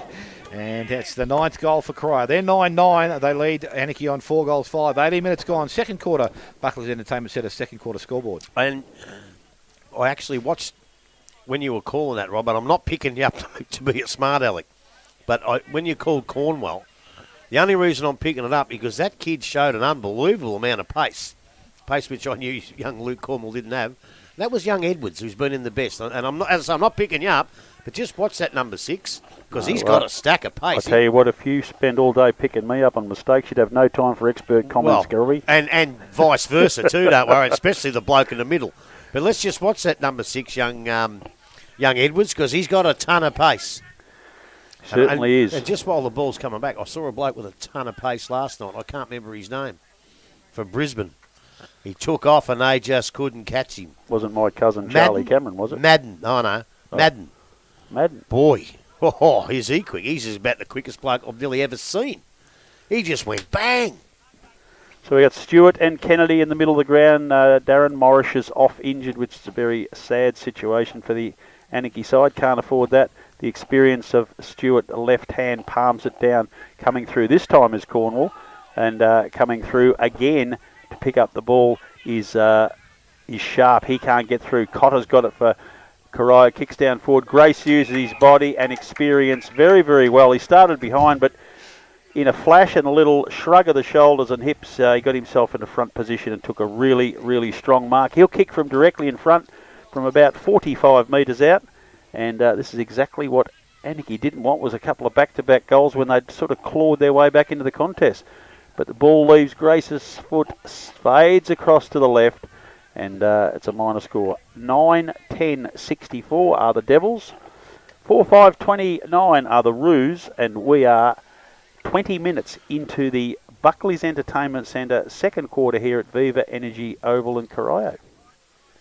Umpire chatting with Joel Bennett on the mark. Not quite sure what they're discussing. It'll be some interpretation, no doubt. So Anakie with the ball in the goal square. A lot of players setting up very, very deep. Player runs out full complement, kicks down the line. Best set here is Weymouth. He can't hold on to the ball. Coming through Cornwall again. Gets across to Chris Laurie. Chris Laurie miskicks a little bit. Running onto the ball is Mason Rhodes. He kicks down and finds his teammate in Pyle. Pyle's too far out to score, but he's got a short option. Misses it completely.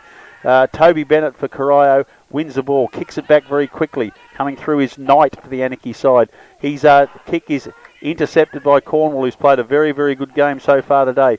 He gets it across to Grace, Mitch Grace that is, gets through the middle of the ground to Edwards. Edwards is tackled just as he tried to handball, and Anakie have won back possession. It's Pope coming through now. Gets a hand pass out. He was legged. The umpire's called advantage. And a beautiful kick from Mason Rhodes into the middle of the ground. And Ebel has the ball for Corio. Finds Miraculous with a neat little kick. Miraculous overcooks his kick. Toby Bennett can't hold the mark. Grabs the ball, kicks it off the ground. It's dribbling out towards the boundary line. Getting onto it quick is Sharp for Corio, but runs it over the line. And we'll have a throw in. East 21, Bannock 29. Inverleigh 84, Winch 47, Belmont 31, Werribee 57, Bellpost 46, North 22, and Thompson 39, West 44. Game has been held up at Belmont. The field umpires cop one a footy in the head when it's scored from the ground. So the Goodness ball gracious. taken out of the ruck contest there by Stewart. He goes back into the middle of the ground. Again, players go at it, and it's going to be tapped forward. They've used that pretty nicely. Edwards leads in the race for the ball, but coming through there is Snedden. He won possession. Rhodes has been good in the last 4 or 5 minutes. Kicked round the body. Mark not taken out there. Kennedy put his hand on it. Again, Corio, they pick the ball up. They go back inside, and they kick the ball back into their forward line. That was through Sharp. Sharp goes looking for, and will find Bennett. Didn't take the mark. Recovered at ground level. Got the handball away. Didn't have the support around him, but again, Anakie come away with the ball. Ends up there in the hands of Goodwin, who goes around the boundary line in the vicinity of Gillett. Mark is not taken out there. Corio with some numbers. Stewart picks the ball up. Got the handball away. Advantages played as it goes to Cornwall. Cornwall in the middle of the ground goes to Shelley. Shelley loads up, goes long, nice looking kick, and the mark will be taken. And that man again, Alex Edwards, comes in and takes the mark. So Edwards will go back now and have a chance to kick a goal, and he's first of the game, and it will be Corio's 10th if he does kick accurately. You might hear all about it during the week. One of the umpires out there is your mate. He might come into the Great Western and tell you all about it, young Dorling. Daniel Dorling. Daniel Dorling and Cal Clissold are out there, so I don't know. Daniel Dorling got knocked out? I don't know. But I know Cal and Daniel are both out there. Anyway, the ball now is in the hands of Edwards, who will come in and kick from about 25. We'll have a pretty good look from where we sit and where this ball goes. A little bit of a shuffle in the run-up. Kick is not good. It goes across the face. And again, Mark is not taken in the pocket. Probably could have been a free kick to Anakie. They win possession of the ball. They go back to the goal square. Put themselves under a little bit of pressure, but they kick the ball out to the half-back line. Coming across, Mark is a pick up there by Box. Wasn't clean.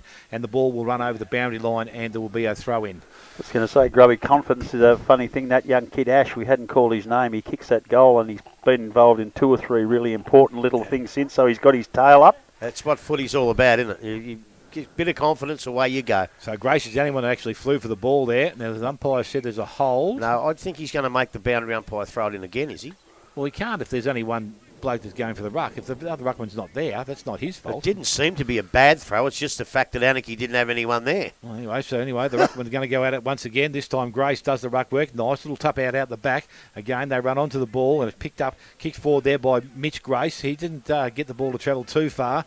Sits in the forward pocket. Again, some numbers around the contest. Free kick has been given, and it's going to be a 50-metre penalty there. That's 50, as the all right. Ball was going to be awarded to an Anakie player. And he will now receive 50 metres. So take him from the back pocket, take him right towards the 50-metre square. My cousin Lachlan Cameron may have been at fault there, I think. Just got to get the ball back. I'm not too sure whether Wallace is the recipient of the free kick, but he's definitely going to have the ball now. Yes, it is. So Wallace now will bring the ball all the way up from that full-back position to that position at, just on the centre square. So some valuable ground being made up. He goes into the middle of the ground. Bunworth is there. He decides to go and play and goes out wide. Goes towards Knight. Knight takes the mark. So he's up on centre wing now and just forward of.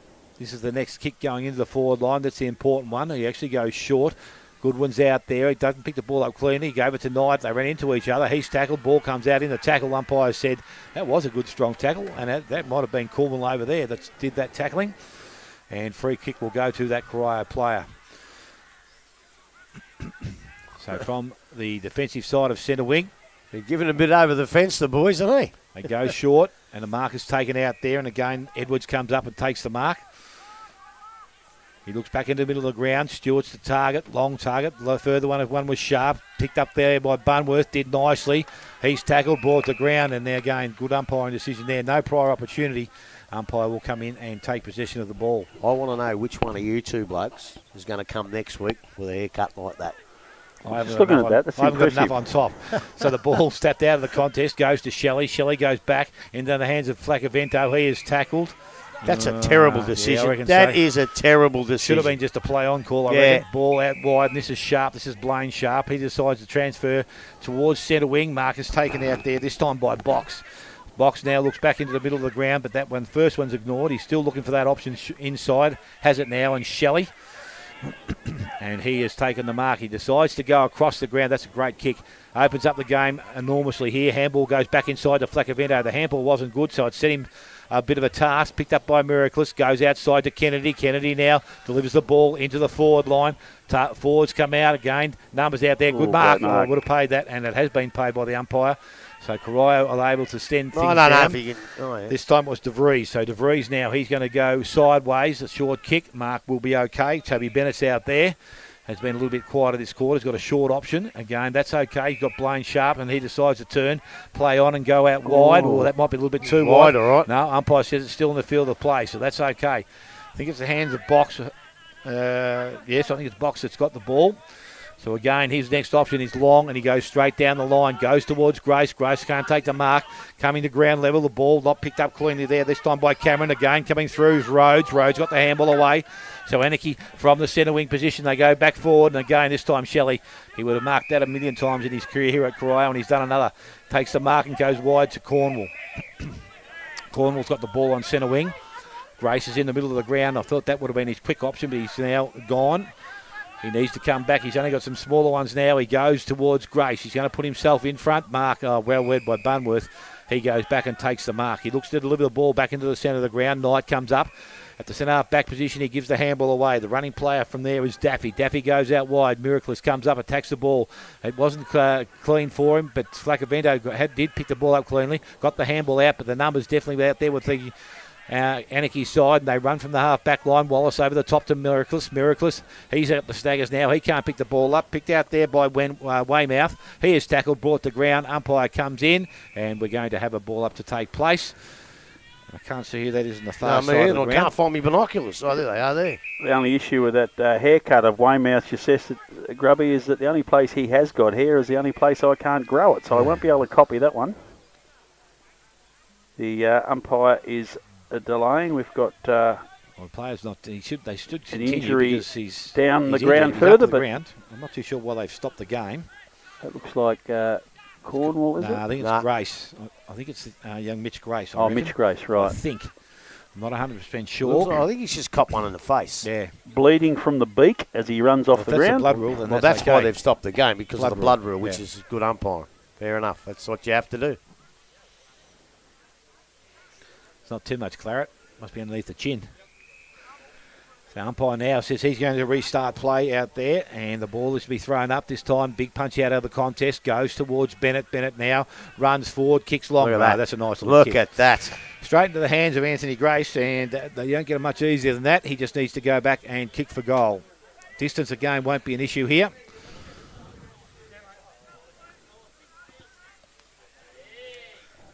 So he's going to line up from about 40. He's almost directly in front, and he can kick the 10th goal here for Corio if he kicks accurately.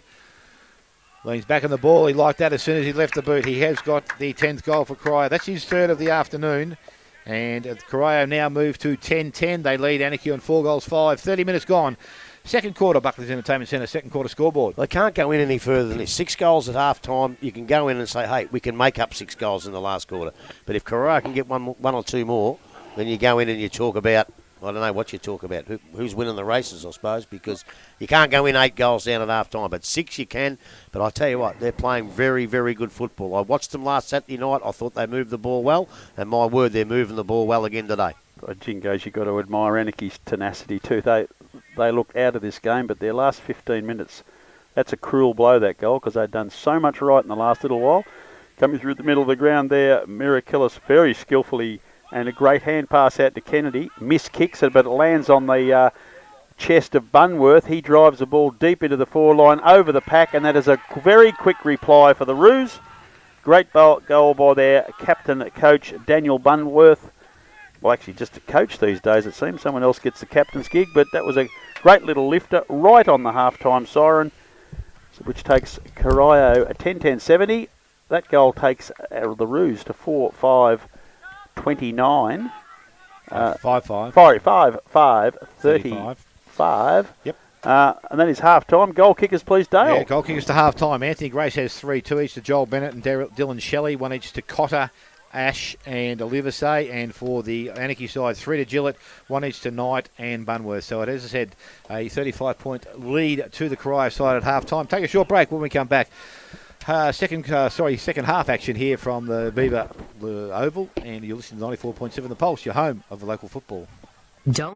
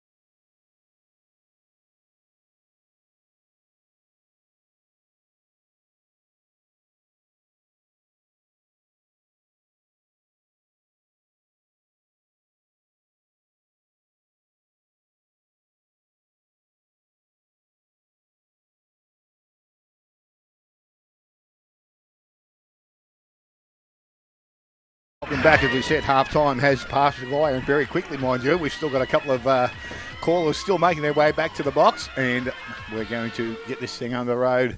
Third quarter action here this afternoon. 10-10 Corio, 5-5 to the Anakie side as the third quarter now starts, and it's the players go at it. Stewart gets the ball out of the contest again. Ball runs forward, picked up nicely there, and again the ball is transferred across the ground by Ash. Picked up out there by Box, and he looks to transfer the ball back inside. They get it to their half-forward line. Player outside is going to be Edwards. So Edwards went one way, went the other. He got around a couple. Now decides to go long. Shelley is going to be the target. Runs at it. Jumps. Can't take the mark. Didn't quite finish that off. Looks like he hurt himself when he came down out of that contest. And it's in half forward. The ball is being held up. Umpire will come in and take possession of the ball. And Anthony Grace looks like he's going to step in and do the ruck work. Stewart's also not too far from that contest. Sorry about that. We've swallowed something there in the wrong hole. But the ball is picked up there. Miraculous brings the ball out of the contest. Goes towards centre wing. Ball gets over the back. And again, it's going to be picked up out there. It's not been picked up. There's a free kick being given. And it's going to go Corio's way. Player and recipient of the free kick is going to be Weymouth. So Weymouth now handballs across the ground. Goes to Van Ziel. Had a little bit of presence, saw the player coming in behind him. On hands and knees, he's able to get the handball away. Goes to Stewart. Stewart delivers the ball out wide to Saddington. Saddington now through the middle of the ground goes into their forward line, but the numbers are with the Anakie side, and Miraculous takes the mark. Miraculous from the half-back line will settle things down for Anakie now, looking to go towards where we sit. So again, Kennedy's going to be the target. He puts the ball in the air, goes over that player. Stewart now in the best position. Mark has not taken. Infringement's been paid, and it's going to go to Mark Stewart. So Mark Stewart will be the recipient. So Cotter sits off his shoulder. That's where he's going to go. And he goes to Cotter now by hand, and now Cotter loads up. He goes long into the forward line. Grace has a sit underneath the ball, didn't take the mark, goes to the left boot, kicks back towards goal. Will he bring it back? He will bring it back, but not quite far enough. And through for a minor score. So the third quarter, we have a minor score to Corio. They now move to 10-11, and they lead the Anakie side on 5-5 as we tick over 2 minutes in this to Grandian Cycles and Sports third quarter scoreboard. From the full-back position now, they are called to play on. They come clubber him side of the ground. Go looking towards Bunworth. He's up and he takes the mark. Good pair of hands in front of Stewart, so he now settles and looks back inside. Kick has to be good and wise. Miraculous has taken the mark. His options are wide down the outside, but he goes straight up the middle. Again, the kick has to be good. Bennett was able to get his hand in there on the contest. Ends up in the hands of Cornwall. Goes back to Toby Bennett, and he delivers the ball back towards centre wing, looking for Cotter. Bounces over his head. Ball stopped and propped. Ball was taken out of his hand there by Kennedy. Picked up there by De Vries again. He didn't try to get rid of the ball, just held it up. Cornwall's over the top of it. He's now besieged, and the umpire will come in and take possession of the ball on centre wing. It's like a steal in rugby league, that one. Bit of it was. Took it off him. Well done, Dale Smith, for a lone solo commentary production for the last 5 minutes. Joel Bennett grabs the ball for Corio, snaps it forward. He's looking for Grace. Grace can't get the ball. The ball is punched toward the boundary line by the Anakie defence. Still wobbling away back in there. Just, well, it didn't go out of bounds. It may very well have been deliberate. That was Shane Wallace who hand passed it out for the Anakie side to relieve the pressure. But we've now got a ball up the boundary line. It's Grace for the Corio side. Gets the ball down, but it's knocked over the boundary line. We'll have a boundary throw in.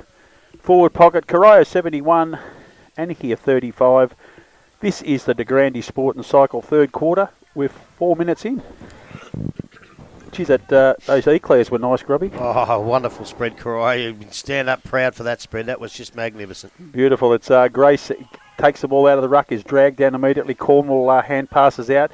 Couldn't get it directly, but Cotter comes in and picks it up very nicely. Smacks it onto the boot, right into the hot spot in the forward line. Joel Bennett is dragged off the ball, around the neck, got one across the head by the look of it, and he will take a free kick.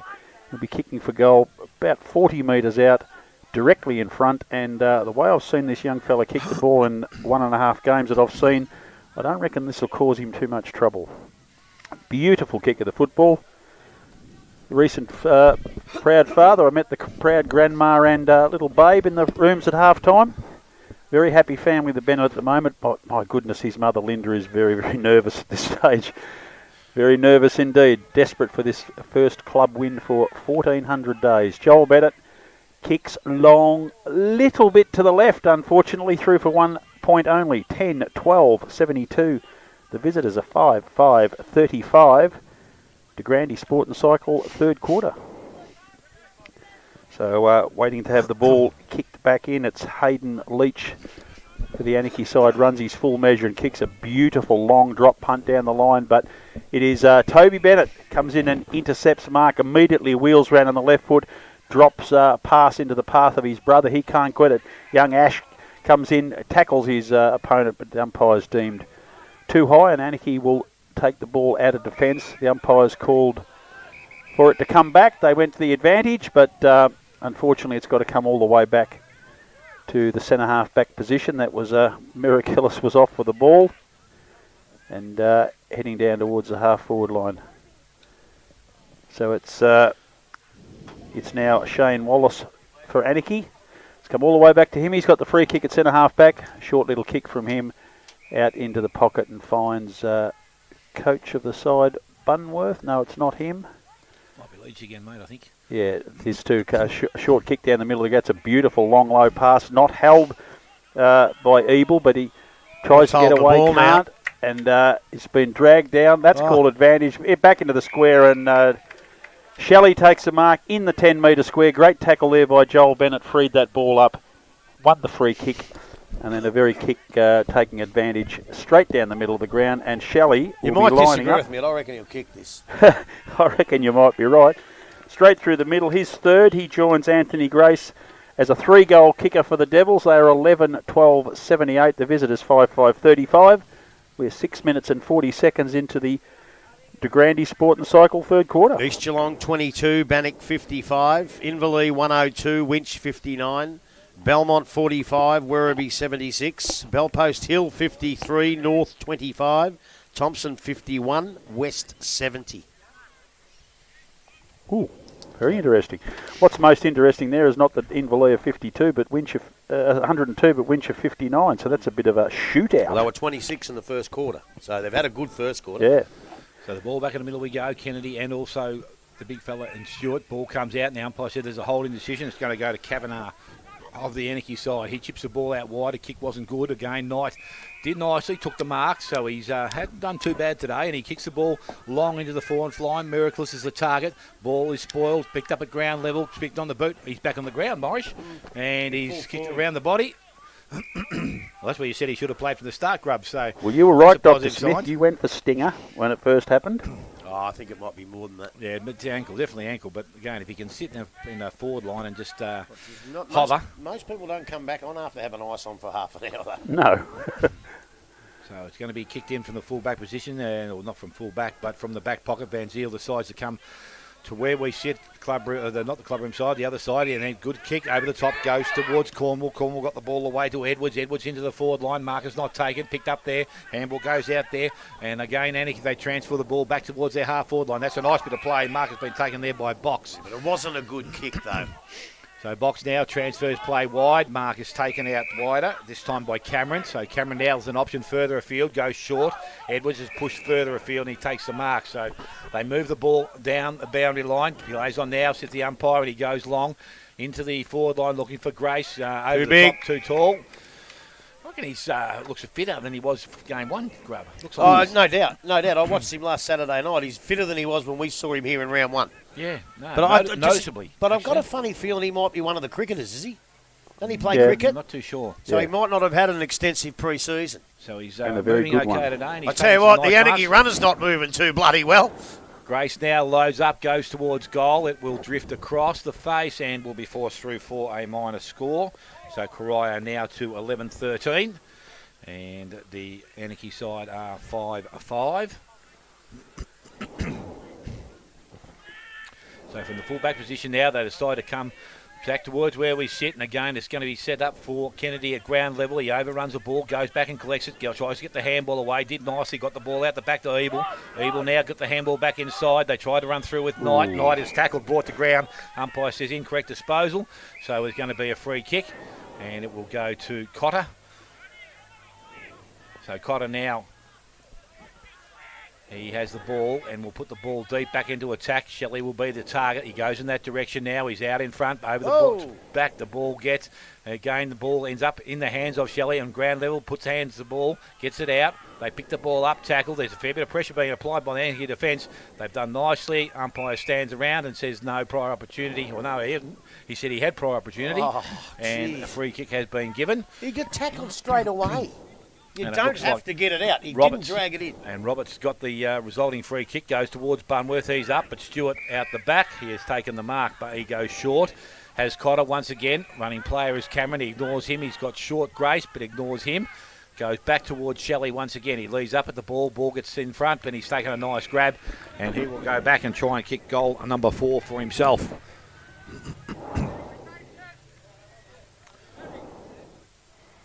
Still a very spirited contest. Anakie is certainly having a red-hot go. It's quite enjoyable to watch at this stage. Well, they've done that all year, Rob. They've had a go all year. You can never, ever question their intensity and they're having a go. So Dylan Shelley now to kick from about 12, 15 metres out and almost directly in front. Has 3. Kicks a goal, and he still has 3. I'm not too sure how he missed that, but he has. He's now got 3-3 for the afternoon. And the Corio side moved to 11-14. They lead Anakie on 5-5. 11 minutes gone. Third quarter to Granny Cycling Sports. Third quarter scoreboard. The ball in the hands of the Anakie defence, standing in the square, waiting for some options. Goes short and finds. No, he does not find. It's over his head, and coming in is Cameron. Excuse me, Cameron for the Corio side. Intercept marks. Drops it back at the top of the square. Shelley and Grace both come out. Neither one gets the ball. Coming through and tackled very quickly is young Ash. Dragged to the ground. Anakie are out again. Clever little hand pass and a quick kick out, but Mark Stewart's going to be underneath the ball. Can't hold the test mark. Tries to burst through and does successfully burst through. Gets a big helicopter punt down in the forward line, but coming out to take the relieving mark is Luke Roberts for Anakie. He kicks across the face of goal, and in the opposite back pocket it is... Daffy, I reckon. Yes, it's Daffy. He kicks down the middle line looking for Kavanagh. Over the back of the pack, picking up for Anakie is Ebel. He's had a reasonably good game this afternoon. Kicks across towards the wing. Coming out there, trying to win the ball is Gillett and Knight fighting for it together, but a miscued handball misses the target and over the boundary line it goes. Directly centre wing on the clubroom side, opposite side of the ground to where we're commentating. Score 80-35. We're 12 and a half minutes into the De Grande Sport and Cycle scoreboard. Stewart from the contest gets the ball down, and it didn't travel too far. Picked up by Cameron. He's tackled, got the handball away, went back over the boundary line. So we'll have the boundary umpire. He will restart play from centre wing, clubroom side of the ground. Again, the 2 ruckmen, Kennedy and also Mark Stewart in there. Ball is thrown in again. The Stewart just taps the ball out the back, goes towards Cotter. Tried to get in and out of the contest, but it was picked up there and kicked forward there by Rhodes. Rhodes got the ball to their half-forward line, ends up with Zanzeel, went to ground, got the handball away. Chris Laurie in a little bit of space, has some time. He kicks the ball wide. Mark will be taken outside defensive 50, so Corio, they maintain their ball. And from that half-back line, they'll look to put the ball towards centre wing. That's where they go. Stewart's got to be the target, but Kennedy slips in front and he takes the mark. So Anakie with another opportunity now to put the ball back into their forward line. Kennedy from centre wing. Goes long, goes back towards their half-forward line. Ball spoiled from behind into the hands of Shelley. Now umpire says it's free kick. It's going to go Anakie's way. Don't know what the indication was, with high or something over the shoulder, maybe. And free kick goes to Palmer. Palmer handballs back inside, and again they try and run the ball to get towards 50. The kick is long, it goes high. Numbers back there are with Corio. A good spoil back there by Weymouth. Taps into the back pocket, picked up there by Edwards. And again the young fella runs to the boundary line, kicks towards centre wing. It has to be a good kick because over the top the Corio player was sat on top of. And the ball got back towards centre wing now, and again we're trying to win possession of the ball. Ball comes out, Anakie, they win possession, they handball over the top, picked up there by Cameron, and a free kick has been given, and it's going to go to, not too sure who the free kick's going to, or which way. I think it's going Anakie's way, and it could be Snedden that's going to be the recipient, or is he going to ball it up? No, going back to Snedden. So he has the ball, and he will look to bring the ball. He's got some options short, but he decides to chip the ball towards centre half forward, goes looking for Kavanagh, but standing in the road is Biggest Stewart. bloke on the ground. Yep, kicked it straight to him, and he just put his hands up, and it stuck this time. So Stewart now, from inside the arc, goes out wide, looking towards Grace. Grace is up in front. Marcus not taken. Good work from behind this time by Leach as he gets the ball over the boundary line, and we'll have a throw-in to take place.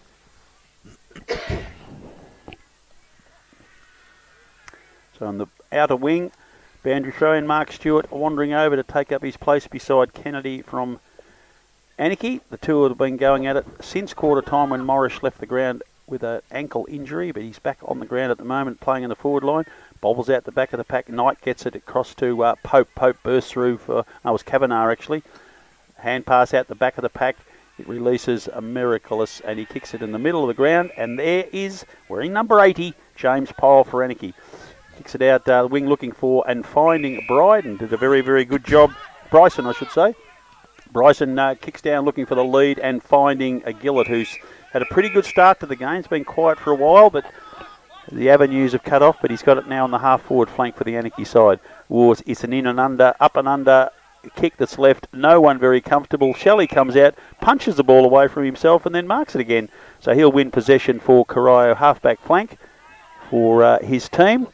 Quick kick into the middle of the ground, finding Cornwall. Cornwall goes down the line, looking for young Ash, but coming through very quickly is Pope. Pope's kick is intercepted, and Weymouth, the man with a very flash haircut. And that was because of the tackle too, by the way, boys. Indeed.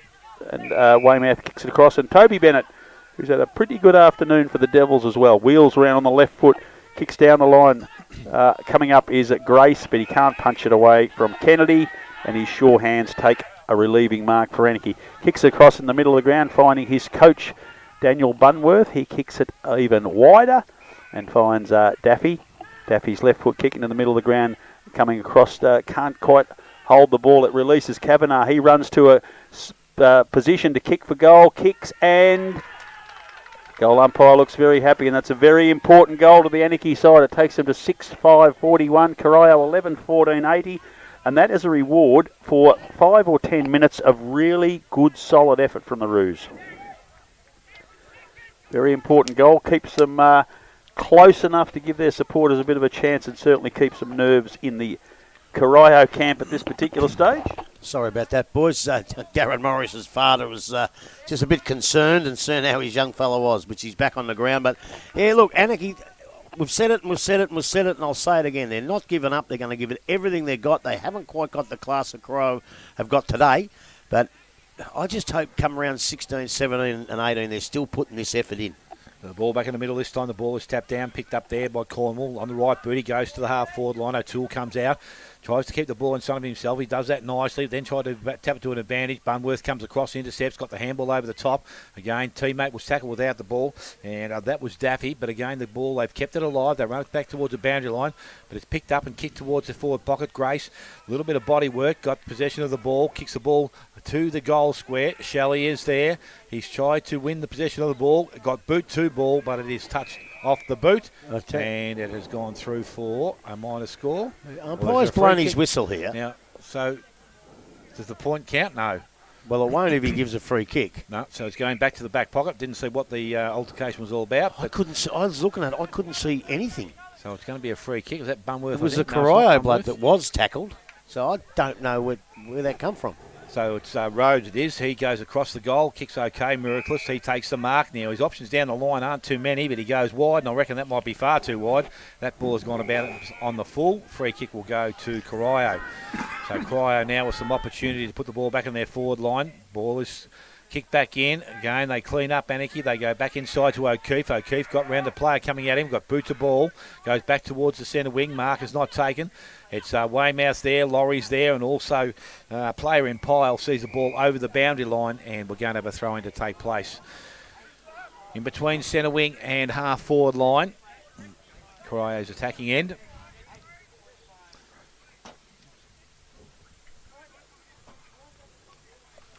So Kennedy doing the ruck work. He takes up front position this time, gets the ball out the back. Good tap out, goes backwards, and it was Bryson that tried to run onto it. It's picked up by Bunworth, went back to Kennedy. Kennedy looking for some options. He kicked around the body, was high, long. Was taken front on, and it's going to be a free kick to the Anakie player. Well, that was crude to say the least from Weymouth. Luckily, not too much serious damage done. So Kavanagh for the Anakie side kicks down the line, looking for a teammate there in coming over the back of the pack. There is Birch. Birch kicks down the line in the direction of Gillett, but coming in to take a relieving mark for the home side is James Box, who's had a pretty good afternoon as well. So Box is deep in the back pocket for the Devils. He goes down the line as well. Mark Stewart is the target. Coming over the back of the pack and taking a fantastic mark is Bunworth. I'm glad the umpire paid that. Really, really good effort for the veteran coach of the Roos. He quickly on his feet, kicks down looking for a teammate, and that is a very strong mark. Coming over the back of the pack, is that Gillett? Yep. A really strong pair of hands. He used his body well to keep himself right under the drop of the ball, and he's been successful and will now go back and have a shot for goal. At 25-30 metres out on a 45-degree angle. He's kicked a couple already today, 3 in fact. So he's certainly been the prime target for the Roos as they've gone forward. It's left the boot, and the umpire is very happy. The 4th goal for John Gillett this afternoon, and the 7th goal for the Anakie side. They're 7-5-47. Corio 11-14-80. Grubby, they just won't go away. No, they won't, and he can be pretty happy with his performance to date, Gillett. And let's not just write him off here. If they do get a couple very quickly, the pressure will come back on the Devils. It was a great mark. Darren Morris got his body in there and legally blocked, I thought, and just give him that extra room. Look, I know you'd rather Morris in the ruck here at the moment because Stewie's going to be too good for him in there. But I think he should be off the ground if his ankle's crook for next week. But let's just see what happens. But no, good footy, Anakie. So back in the middle we go once again. This time Stewart just leans on Kennedy, pushes him away. Now he's been given an infringement there. I'm not too sure. I don't think there was too much wrong with what he did, but anyway, kick goes back and it's going to be Kennedy clips the ball into their forward line. Picked up there, the handball goes forward, ends up in the hands of Pyle, who goes back towards the pocket. Miraculous is going to be the target at the top. Flaccabento, he couldn't pick the ball up. That was probably high, and the umpire has seen it that way also, so Miraculous will go back. And another opportunity here for the Anakie side to kick at goal. Kick of about 35 metres, and if he's one of their better players, Grubb, let's hope he can kick straight and put it through the middle and close this game up just that little bit more. Couple of upsets on the way in the Bellarine. Anglesea 4 goals in front of all-conquering Torquay, and Modder Warrior 3 goals in front of Barwon Heads. It's a couple of little potential turn-ups there. So Miraculous now from the pocket.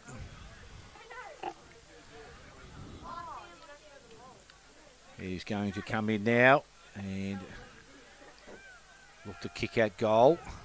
Kicks at goal, and again that wasn't left the boot too well. Actually, that's missed disappointing. Out of bounce on the full. That is disappointing for Very a player that's had around the 20 possession mark and been a real good player. He really needed to kick that. So just waiting for the ball to come back from the car park. Toby Bennett leaning on the fence, waiting to get a kick. He's had a pretty good afternoon. He's certainly living in the shadow of his brother, but he's done a pretty good job. Well, not today. I think he's probably been a little bit more value to the side than even Joel has today. I thought he's had a very good game. But I just go back to that kick. He kicks that, and they're almost within striker distance, you know? Yep. It's a really bad miss. They've been extremely tenacious this afternoon, the Roos. Very impressive indeed with their endeavour and what's going to be a long, tough year for them. But they're well aware of that. Toby Bennett now. Long left foot kick down the line. Mark Stewart was the target, but it's gone over the back, and it's Pyle for the Anakie side. Takes the mark at the back of the pack. He's waiting for options to come forward. Unusual little kicking style. Drops it into the centre of ground. It's Gillett again, who very strongly comes out, wins the ball, hand passes it across to a teammate there in Goodwin. Goodwin snaps back into the square. Miraculous is under the ball. Can't quite take the possession, but coming through strongly in the defence for Corio, bundles the ball up. We've got a pile of players now, and there'll be a ball up. So it's good, tight defence there from the Corio side. There's a Body left on the ground at the back of That's the pack. Morris again. Morris, just like his old man, always on the deck. He's hit the deck again. On the nose this time. The big Yeah. fella. Other end of the body.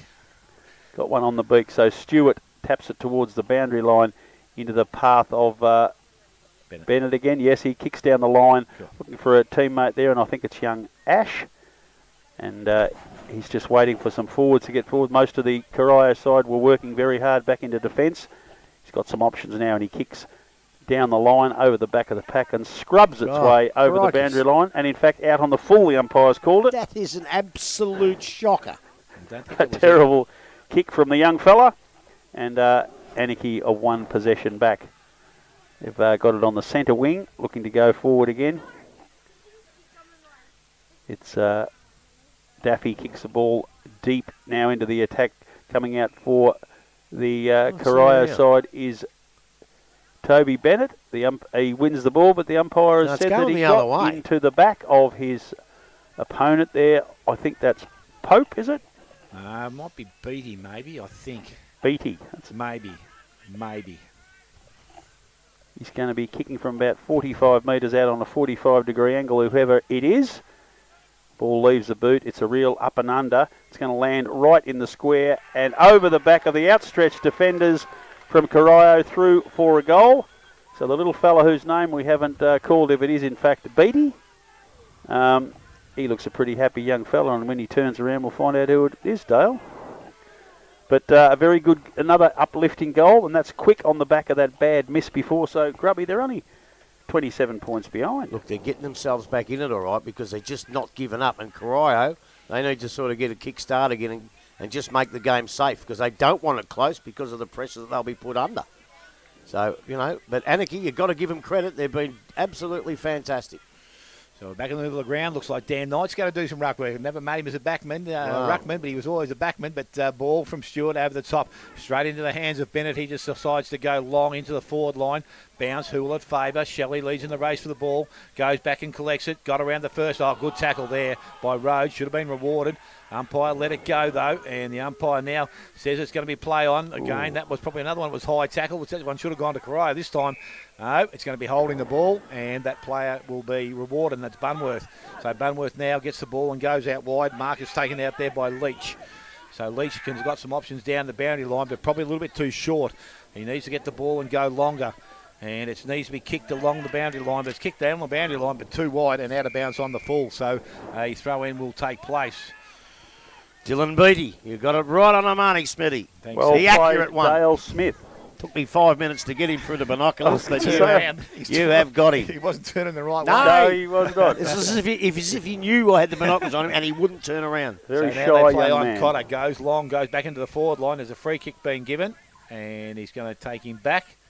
Free kick down the other way now for over the shoulder, and it's going to come back, and it's going to go back to, this time turn around to go to Pyle. So an important turnaround there. So Pyle now with the ball.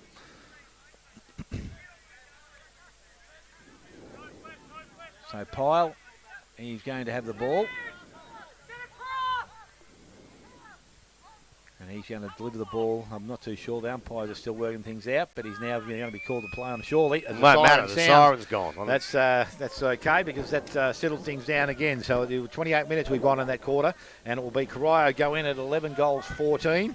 They lead Anakie on 8-5, and goal kickers to this stage of the game. 3 each to Dylan Shelley and Anthony Grace, 2 to Joel Brennett, 1 each to Braden Cotter, Blake Ash and Ridley Livesey. And for the Anakie side, 4 to Gillett, 1 each to Dan Knight, Beatty, Kavanagh and Bunworth. So we'll take a short break. When we come back, final quarter action here from the Corio Oval. We're listening to the 94.7 The Pulse, your home of local football.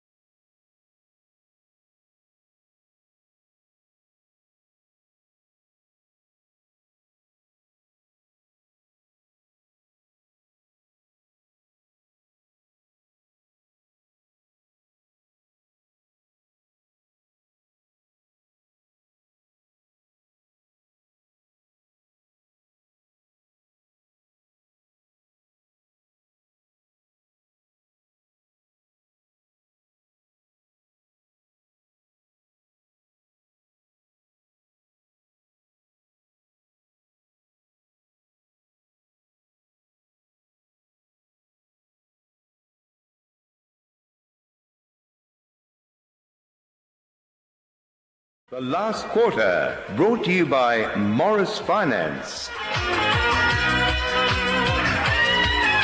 Over to you. Morris Finance, proud major sponsor of the Geelong and District Football League and proud sponsor of this, the final quarter coming up. It will start off with Corio 11-14-80. Anakie, a very tenacious Anakie, 8-5-53, 27 points in arrears, but close enough to put a few trembles through the Corio camp, Grubby. Well, I think they did get a few trembles that quarter because that was Anakie's quarter after about the first 10 minutes, and they just kept going and going and going. And I know people listening to this will say, hey, all right, you've said that a few times, you idiot. Well, I'm going to keep saying it because you've got to reward just the way they're going after the footy. And Corio, maybe they got a bit further in front and thought they might have a bit of a rest, but you can't do that even against Anakie. 27 points. I think if Miraculous kicks that goal and it's 21 points, look out. But I just think 27's enough at the moment because I think Corio now, I think Darren Bennett will be over there saying, hey, we haven't won a game for a long, long, long, long time. For God's sake, don't let this one slip. And I think you'll find they'll come out and really have a go this quarter. But Anakie is still there. They are still there. They've got an injured bloke in Morris who's gone up. He's gone back to full forward. I don't think he'll go back into the ruck because by the way he's moving down now, I'm not sure he should be on the ground. But look, a great effort by Anakie. But let's not take anything away from Corio. Their whole game today, they had a job to do. And at the moment, they're doing it. Before you keep going, East 6-6-42, Bannock 8-8-56. Inverleigh 22-12, 144. Winchelsea 10-8-68. Belmont 7-12-54. Werribee Central's 15-11, 101. Belpost Hill 8-14-62. They lead North 5-8-38. And Thompson 10-4-64. Trail Geelong West 11-12, 78. Goodness gracious me. Just a question, Grub. Bunworth keeps coming to the bench. Yep. Why wouldn't you, like you said, why wouldn't you put him forward and give him another option forward? I for the amount of time he spends on the bench, yeah. It's not even worth him coming off. He'd be better off to run to the forward line and sit in there and try and be that extra option. Because they're getting enough of the ball down there. I agree wholeheartedly. And, you know, all year you've had Morris and Miraculous being their best players. When Morris gets hurt, someone's got to step up. And I think over their career, the best player is Bunworth. He's been a very, very good player. I know he's getting a bit old. But you're right, rather than come to the bench, see if you can go down and create something. If you do it now and create 2 goals, you're back in the game. Yeah. You're back right in this game. A very spirited huddle there on the Anakie side. They certainly believe they're still in this contest, and if they can keep that spirit up for the next half an hour, you are going to be well and truly justified in your decision to come and watch this game, Grubby. Well, exactly. And I knew it would be a fantastic game with 2 sides having a dead set go, unlike you two. But I've got to go in a minute, so. And I tell you what, in one of them spots in your commentary there, I thought you were going to get a touch of the Smiths there for a minute. A touch of the Smiths?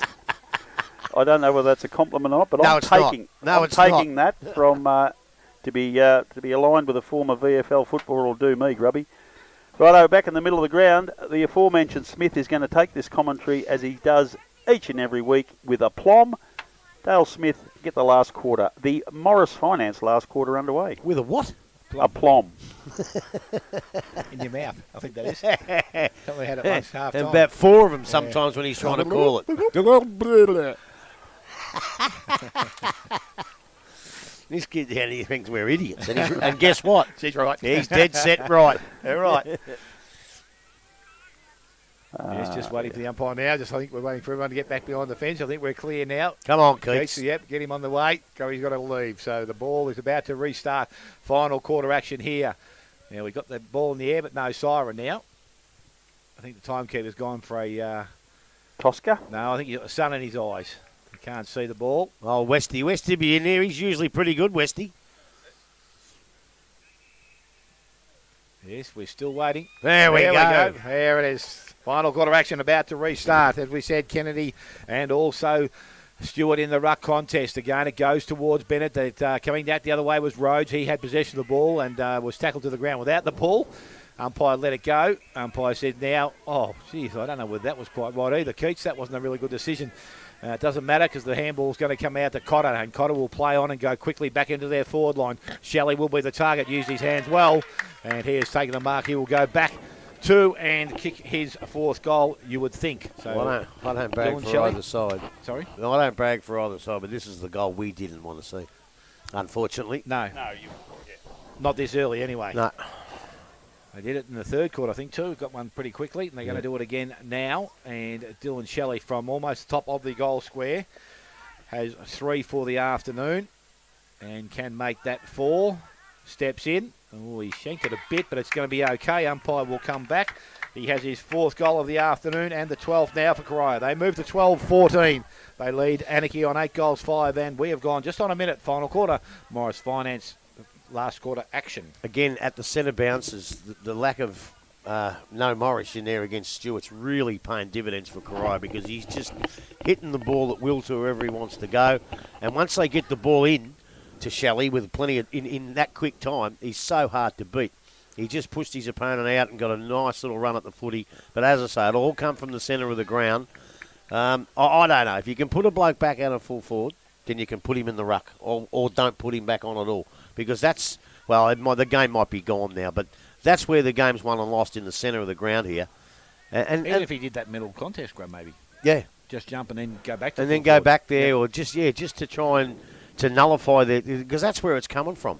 But look, here we go again. Anakie back under the pressure again. Can they keep going? Can they just keep throwing everything at it? Gentlemen, we had a long discussion in round 1 about the merits of Mark Stewart still playing football at the age of 48, but he has been very influential today, hasn't he? Well, he has, and it was no doubt about it. I think about the only side that you would have him in is this one. I don't think he'd play in any of the other sides. Anakie, maybe. Yeah, but just for his loyalty and all that, and he teach these kids. Yeah, very impressive. So coming through very strongly is Knight for the Anakie side.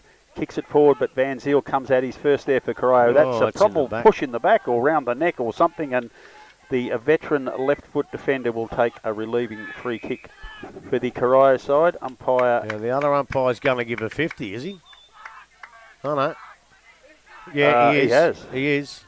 The kid's still standing like he was instructed to do. He hasn't moved, but umpire Keating has suggested. What? I'm going to ring him up and ask him, what was that for? I don't know. Delightful kick into the forward line, and coming out on a strong lead is Dylan Shelley again, and he's just kicked his 4th, and from on a 45-degree angle about 30 metres out, he'll be lining up for his 5th, and if the large lady hasn't on the podium already, she'll probably step up if he can kick this straight.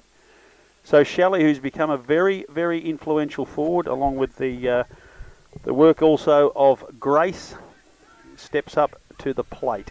He's 25 metres out, stabs at the ball, but he's very, very happy, and rightfully so. The 13th goal for Corio, 13-14, 92, Anakie 8-5, 53, and we are 3 minutes and 40 seconds into the Morris Finance final quarter here at Corio. Well, that's a 50-metre penalty that's just proved disastrous for Anakie, but I just don't know what it was for. Did he move or? Well, I didn't see him move, but I think that's what he indicated. Yeah, if he moved, he twitched.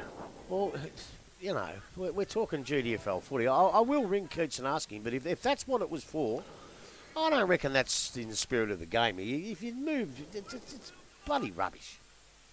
Yeah, well, the rule's always going to be under great conjecture for that reason.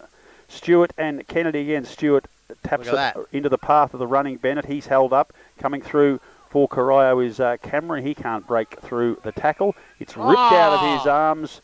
Goodness gracious me. It's ripped out of his arms, but he's been penalised for holding the ball too long, and it is Pope for the Anakie side who kicks the ball into the forward line. Knight comes out. He's been hit around the neck area. We'll take a free kick, short kick from him, and a delightful pass, well coached by Dale Smith. The footwork of this young fellow has been quite incredible today.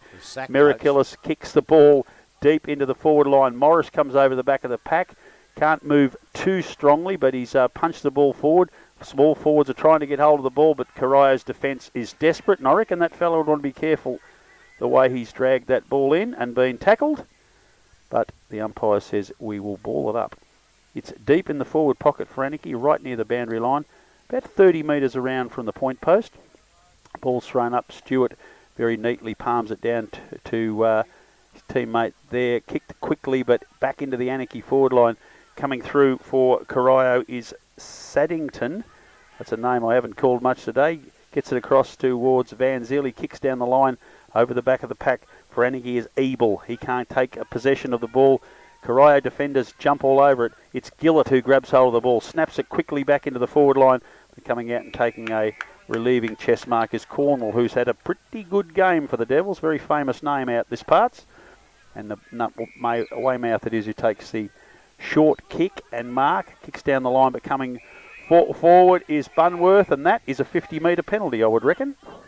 Indeed, indeed. Stephen Keating has called the player back, grabbed hold of Bunworth and gave him a little 180-degree spin around after he took the mark, and it's going to cost the club 50 metres and a goal, I would imagine, to the Anakie side, and keeps them humming away just behind the pack. They're still 12 points in arrears from where they were at three-quarter time, so they desperately need a couple in a hurry to stay in the contest. So Bunworth, coach of the Anakie side, what a good job he's done today. Kicks and kicks very, very straight. His first goal for the day, no, his second actually, and his club's ninth. They're 9-5-59. Corio 13-14-92. We've just crossed the 6.5 minute mark into the Morris Finance final quarter. Yeah, look, you can give them all the raps you want, and we have done for having a go and not giving up. But it's those goals in the meantime coming at the other end that really hurt them. They just get that far behind it. They're just not in the game. We give them a little bit of latitude at three-quarter time, a little bit of hope, but they just get too far behind. They've got to learn to kick 3 or 4 in a row, just like Corio have done today. So back a little we go, Stewart, and also Kennedy doing the ruck work. Stewart just taps it down, goes towards Cotter. Cotter couldn't get a clean kick away. Again, this time Anakie hold things up in the middle of the ground. That's a bit of play for them, and Jordan Kavanagh will emerge with the ball, give it back to the umpire. And again, a similar ball up, similar position. Again, Stewart, a little bit of strength, just pushes his way forward. Knight over the top of the ball, got the handball away. It works out okay. The ball runs forward, goes towards their half-forward line. Player comes out and picks up the ball up. That was Birch. He was taken in the back, says the umpire, so he will get up and take the free kick. So Birch now, he's got the ball, looking for his options to go forward. He's going to go straight down the middle of the ground. Again, set up well behind the ball is Corio. They sprawl the ball down, picked up by Van Zyl, and on the right or left boot's a nice barrow. He's gone for it, out towards Rhodes. He doesn't take it, but it's picked up by Corio now. The ball goes back on the right foot, and that was through Ash. He goes along the boundary line. Cameron leads in the race for the ball. He's trying to pick the ball up, gets around one player. Should have tackled instead of trying to fend off. He goes inside, we'll find Grace. Good nice kick, well weighted. And now Anthony Grace can go back and kick his fourth goal of the afternoon. A couple of the lesser lights there, Grubby, of the Corio side. Ash and Cameron both did really, really well there to set this up. Well, they did, and I noticed a couple of times you've said, I haven't called him much, and you haven't called a few of them much, but they're all doing their own little thing. Every single player's contributed something. So Grace steps in, kicks a goal. That'll go across the face and through for a minor score. So he has 3 goals, 4 for the afternoon. That's the 15th behind for Corio. They're 13-15. They lead Anakie on 9-5. Morris Finance final quarter scoreboard. We have gone almost 9 minutes. And the mighty Navy Blues, 21 points up at the 21-minute mark of the last quarter. Oh, they can still get beat from there, mate. Don't worry about that. Coming back into the centre of play for Bannockburn finds Ebel at true centre half back. He plays them very quickly and finds a man in the centre of the ground all by himself.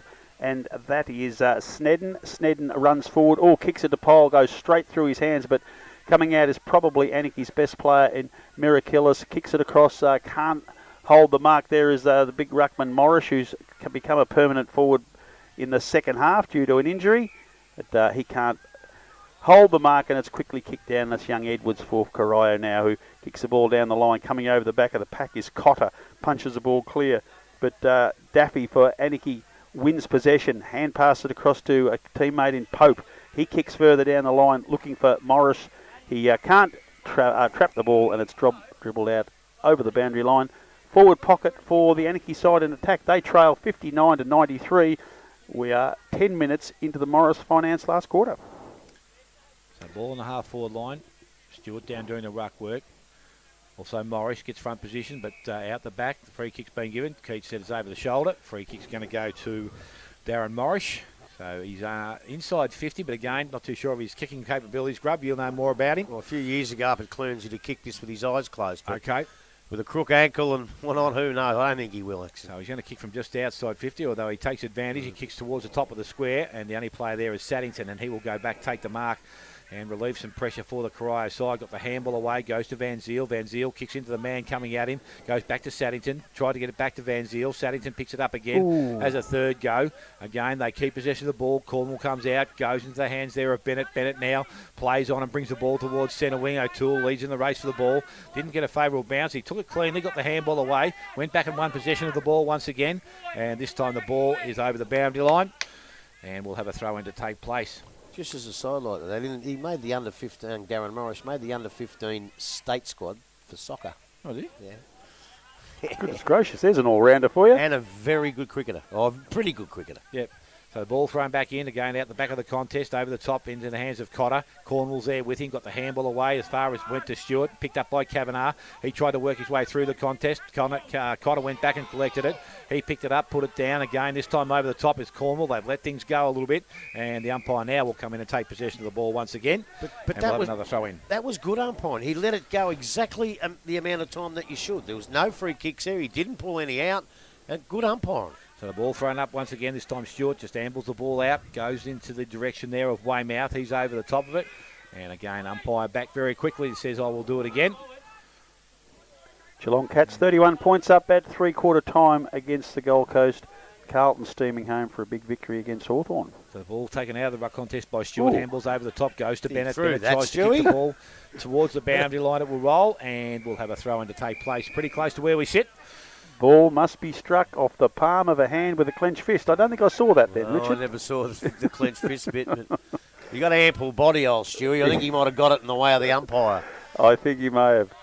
So boundary through in Stewart and Kennedy again. Stewart just lays it straight into Joel Bennett's hand. He quickly kicks the ball forward, coming through with a great deal of ferocity for the Anakie side was Kennedy. He forced the ball out, kicked forward by Ebel. They've got a chance back again now, the Roos. They're fighting hard on the half-forward flank for possession. It's Snedden who's over the ball. He's trying to win it. Coming through there also was Morris trying to get hold of the ball. Great heap of blokes on top of it now. No choice but to ball it up. 93 plays 59, 13 minutes into the Morris Finance last quarter here at the Corio Oval. Ball's about to be thrown up again. Stewart over the top of the pack is Morris, that's the first time they've contested a ruck contest since the quarter time break. Morris got that down, but it's going to be another ball up, not far away.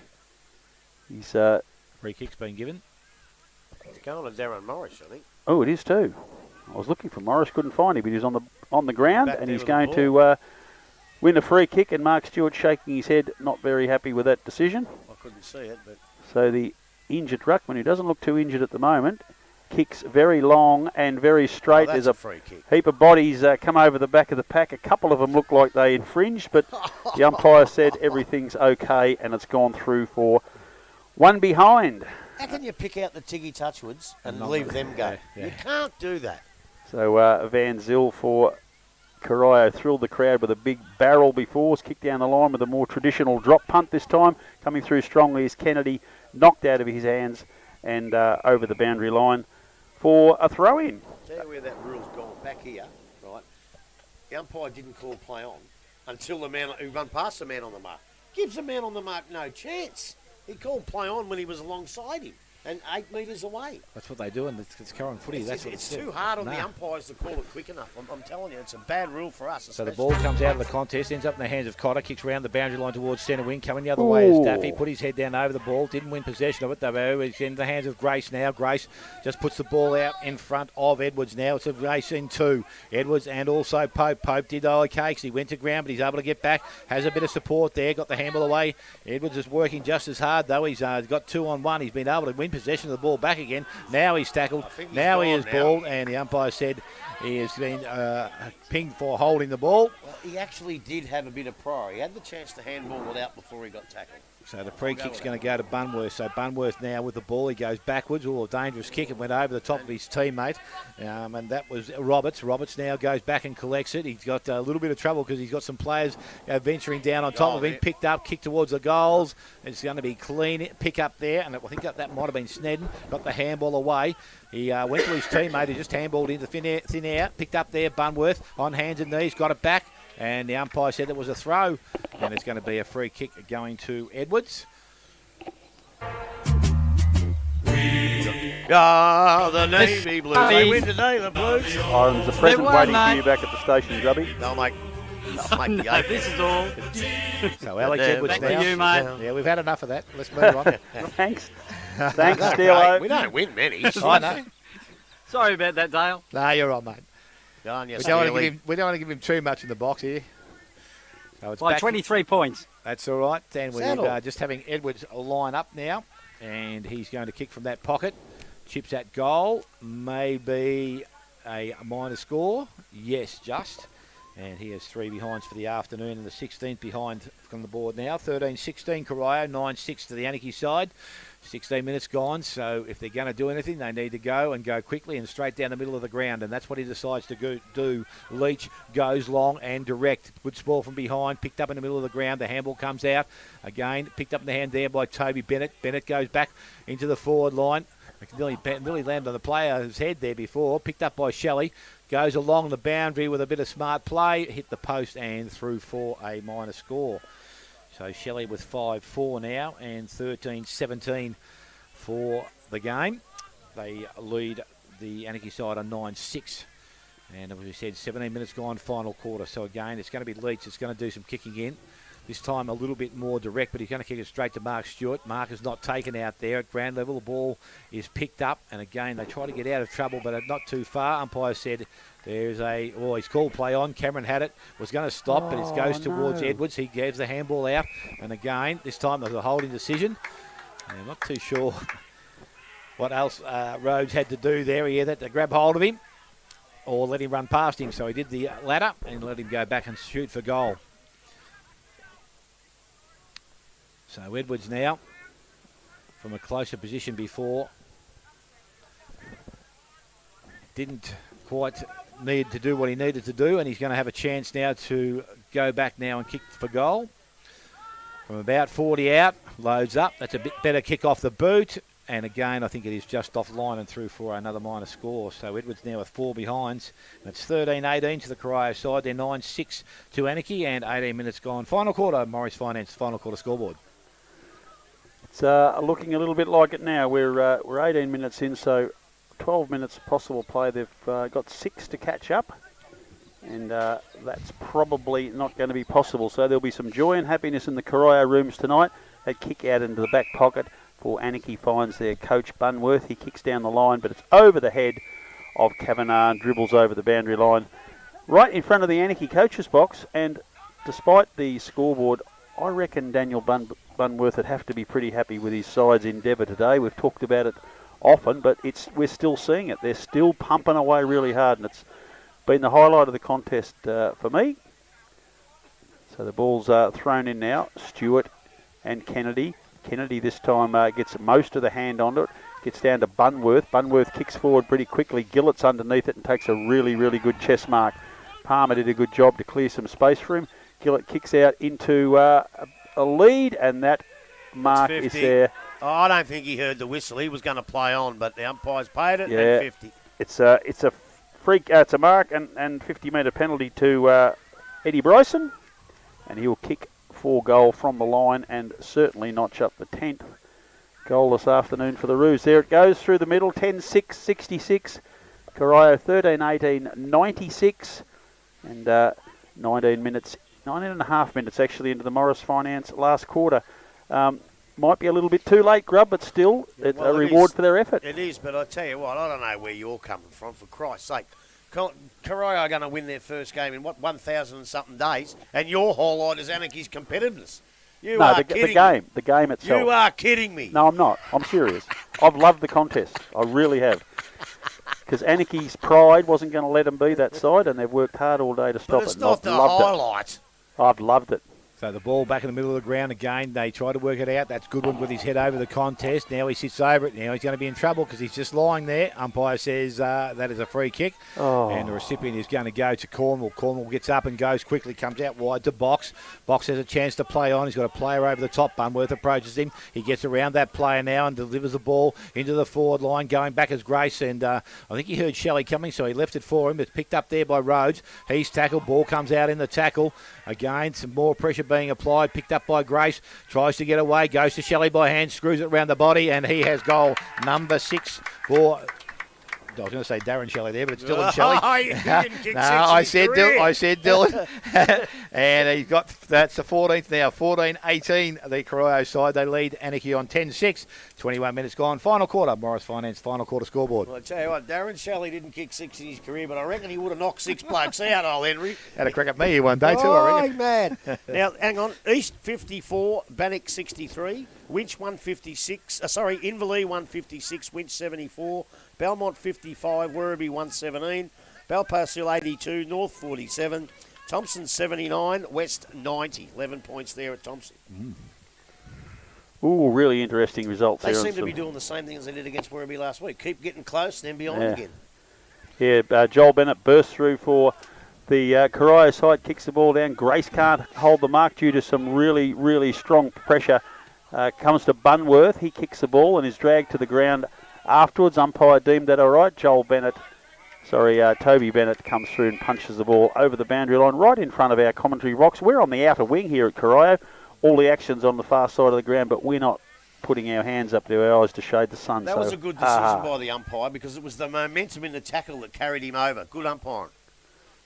Kennedy and Stewart. Stewart takes it out of the ruck, tries to hand pass to Cornwall, but it's intercepted. Stewart goes in again. Coming through very strongly again is Cornwall. Gets it across to Edwards, who's been a really good player today. Cornwall attacks the ball with a great deal of vigour. Gets it to Cotter. Cotter for Corio. Kicks forward, trying to find Joel Bennett over the back of his hand. Doing a good job is Dappy for the Anakie side in defence. And his pressure has seen the ball bobble over the boundary line for a throw-in. Forward pocket, about 20 metres round from Corio's goal. They lead 102. Anakie is 66. And we're 22 and a half minutes into the Morris Finance final quarter here at Viva Energy Oval. Ball's thrown in again now. It's Grace this time in the ruck. Gets a deft little tap. Can't get clear of the pack though. Kavanagh's come out. He's being grabbed by the jumper. The umpire said grabbed high, and I'm not quite sure that that's the situation, but Kavanagh will win the free kick. I thought he grabbed him by the jumper.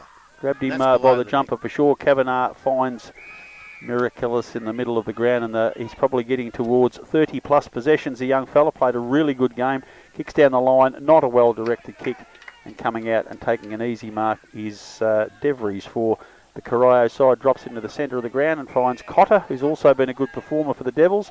He sees a lead out on the wing here, and it's Box. He's made space, runs onto a perfect kick, runs his full measure, drops it into the square looking for Shelley, but coming out and reading the play much better there was Hayden Leach, and he will relieve for the Anakie side. Kicks into the centre half back and finds Bunworth. Bunworth finds a loose player out on the wing, coming through very hard to intercept was Saddington for the Corio side. Punches the ball clear, forces a bit of a contest out on the centre wing. He comes back to get the ball, can't break free. The umpire will throw the ball in. It's just dribbled over the boundary line in front of the Corio social rooms, where many past players are gathered this afternoon, and they'll be tickled pink with a scoreboard 102-66. If they're still cohesive. So the ball's thrown back in now. No ruckman there, because Edwards, the smallest player in the Corio side, takes the ball out of the ruck. Dodges around a couple of people, gets a left foot snap into the forward line, but out on the full, and Anakie will take possession of the ball again. The umpire's forcing Bunworth round behind the man on the mark. I'm not quite sure why they need to do all this stuff when they don't do it in the forward line. Anyway, Bunworth finally gets the ball, kicks it across the ground, and they're waiting for the ball is Wallace. Wallace kicks down the line, but taking a really good mark for Corio. is O'Toole. O'Toole drops it back into the area where Grace is coming out. No, it's Bennett. He tries to punch it away from co-coach Bunworth. He takes a very strong mark. Kicks it out of the back pocket where Snedden takes the mark for Anakie. Kicks it down the line, and coming out is Bryson. Bryson short into the middle of the ground, and Rhodes takes the mark. So Anakie just happy to chip the ball around for the moment. Rhodes wheels round on the left, drops it in the centre. Be looking for Pyle over the back of the pack. Can't take the mark as Miraculous Van Ziel for Corio. Kicks out into the wing. Running onto the ball is the little fellow in Ash. He can't win possession. Coming through there is Cornwall, who's had a really, really good game today. He cleverly gets it across to Shelley. Shelley gets it across to Cotter, and Cotter kicks long, but just to the right-hand side through for another minor score. 14-19, 103. Anakie 10-6, 66. Coming up towards the 26-minute mark of the final quarter. The Morris Finance final quarter. They bring the ball in, it goes straight down the middle of the ground. Leach takes a mark, just short of centre half back. He now looks to go further afield. Gillett's going to be the target. That's a well-weighted kick. The ball gets over the top. He doesn't take the mark, ends up in the hands of Bunworth. He's tackled, brought to ground. Umpire sees it that way, so free kick will go to Bunworth. And he gets to his feet now, decides to play on. He goes long into their forward line. Miraculous over the back, went head first, grab at it, but ends up there in the hands of Bryson, who kicks back towards the goal square. It runs, but it is offline and through for another minor score. So 10-7 now to Anakie and 14-19 to the Corio side. 26 and a half gone, so not long to go before the celebrations will begin here for Corio. And from the fullback position, Van Ziel says, come on, come at me. He kicks long to the pocket, and it's a deep pocket here at Corio. Mark is taken out there by Saddington. So Saddington now waiting for Stewart to push his way across the ground, but it's going to go towards Shelley. Shelley comes up and takes the mark. He's just letting things settle a little bit. Little short chip. Again, lead-up player is Anthony Grace. He takes the mark. So Grace now. He's got options long. Toby Bennett says he wants the ball in his direction. He's going to go that way now. Long will be the target, so Bennett will be the target at ground level. Ball gets out the back, picked up out there by Pope. He was tackled, brought to ground. No.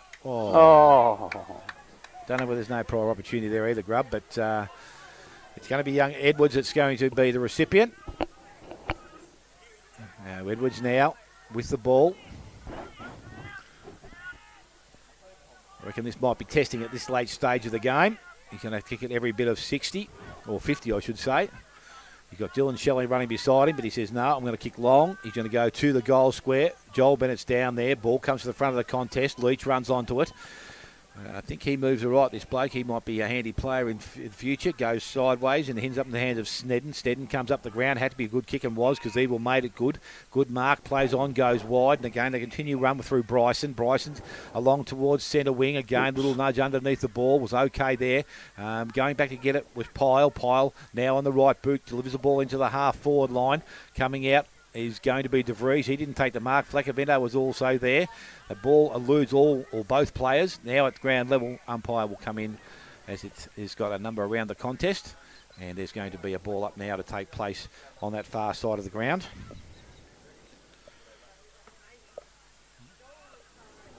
So almost 20 minutes gone, 29 minutes gone this final quarter. Stewart's still doing the ruck work. He gets the ball down, picked up there O'Keefe, goes into the forward pocket, picked up again this time by Pyle, who delivers the ball back towards the goals. Now it's either a mark and or... It's a mark. It's got to be either mark or goal. It can't be either or not. The goal umpire has actually stood back and said, I don't want any part of this, so that tells me it's a mark. So it's going to be John Gillett going back, and he will kick his 6th goal of the afternoon. And he just chips it over the top and has his 5th and the 11th goal for Anakie. It's 11-7 now to the Anakie side, 14-19 Corio. And we are ticking towards 30 minutes final quarter, Morris Finance final quarter scoreboard. Well, change me highlight. The 3 key forwards have kicked 15 goals between them. That's not bad, is it? Yeah, that's not quite as good as being competitive. But why are you still here? Haven't you got a party to go to? Yeah, I'm going soon. I've got to be careful of your 2 votes, because you're going to wreck them again, I think. Well, just leave yours and we'll go with that. Save the argument. Yeah, we'll do them straight after. I'm going to see So what the I can ball get. stepped down the middle of the night. It's Knight that comes through the contest. I thought he was going to kick that to the left, but he went right. It was a bloody beautiful kick off the boot. Daniel Knight, the not right foot, not left foot, but both ends, and ends up in the hands of his mate in Gillett, and he can go back and kick goal number 6, which will be a fair return for his afternoon. Well, that might sneak him into my votes, just quietly. So he goes back now, kicks that goal, and that looks pretty good off the boot. He has goal number 6, and that's the 12th goal now for the Anakie side. They're 12-7.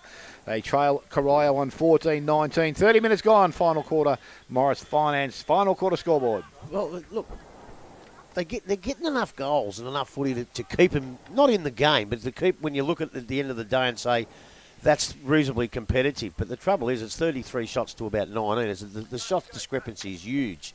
And really, Corio have won probably every quarter. I don't think there's any problems there. But as you say, Anakie have battled away. Been really good. Stewart once again punches the ball, looking for Joel Bennett. Looks like he'll get a second crack at it. No, he hasn't. Coming through again. Thrown out of the way is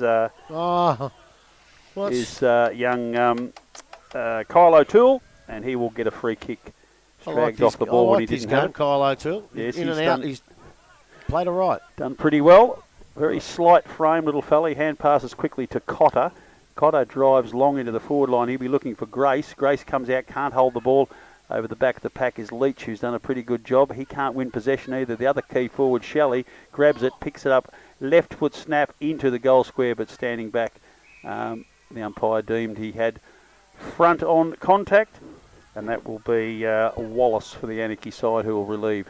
He kicks long out to the half-back flank, looking for Daffy. He can't take the mark. It's bobbled over the back of the pack. Kennedy tries to come through for the Anakie side. He can't win possession of the ball either. Joel Bennett picks up the crumb on the ground, kicks it across, but young Bryson for Anakie runs onto the ball, kicks down the line, but coming forward to punch the ball away for the Corio side is number 18 there in Devries. And we'll have a boundary throw in on the centre wing on the clubroom side of the ground, the opposite to where we sit. 103.79. We've crossed the 30-minute mark. Mercy rule. Morris Finance final quarter. You can tell they're loving it, aren't they? They're even cheering a punch out of bounds now, the Corio faithful. And good on them too. Yeah. Ball thrown back in by the umpire. Again, this time Kennedy gets the ball down and running through the contest. Picked up there by Snedden. Has a little bit of time, got round the first player, got the handball away to O'Keefe, needs to keep the ball alive, did so, went back and again put his teammate under a little bit of pressure. Probably should have been a free kick.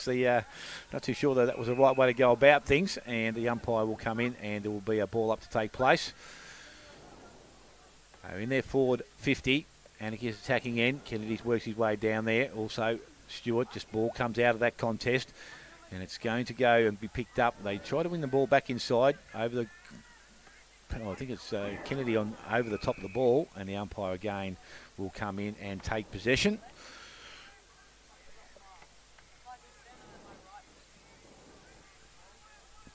So he throws the ball up late in this final quarter. Ball comes out, coming through DeVries. I think it was, tried to pick the ball up, couldn't do it cleanly. Again, players around the contest. Now there's a holding the ball decision.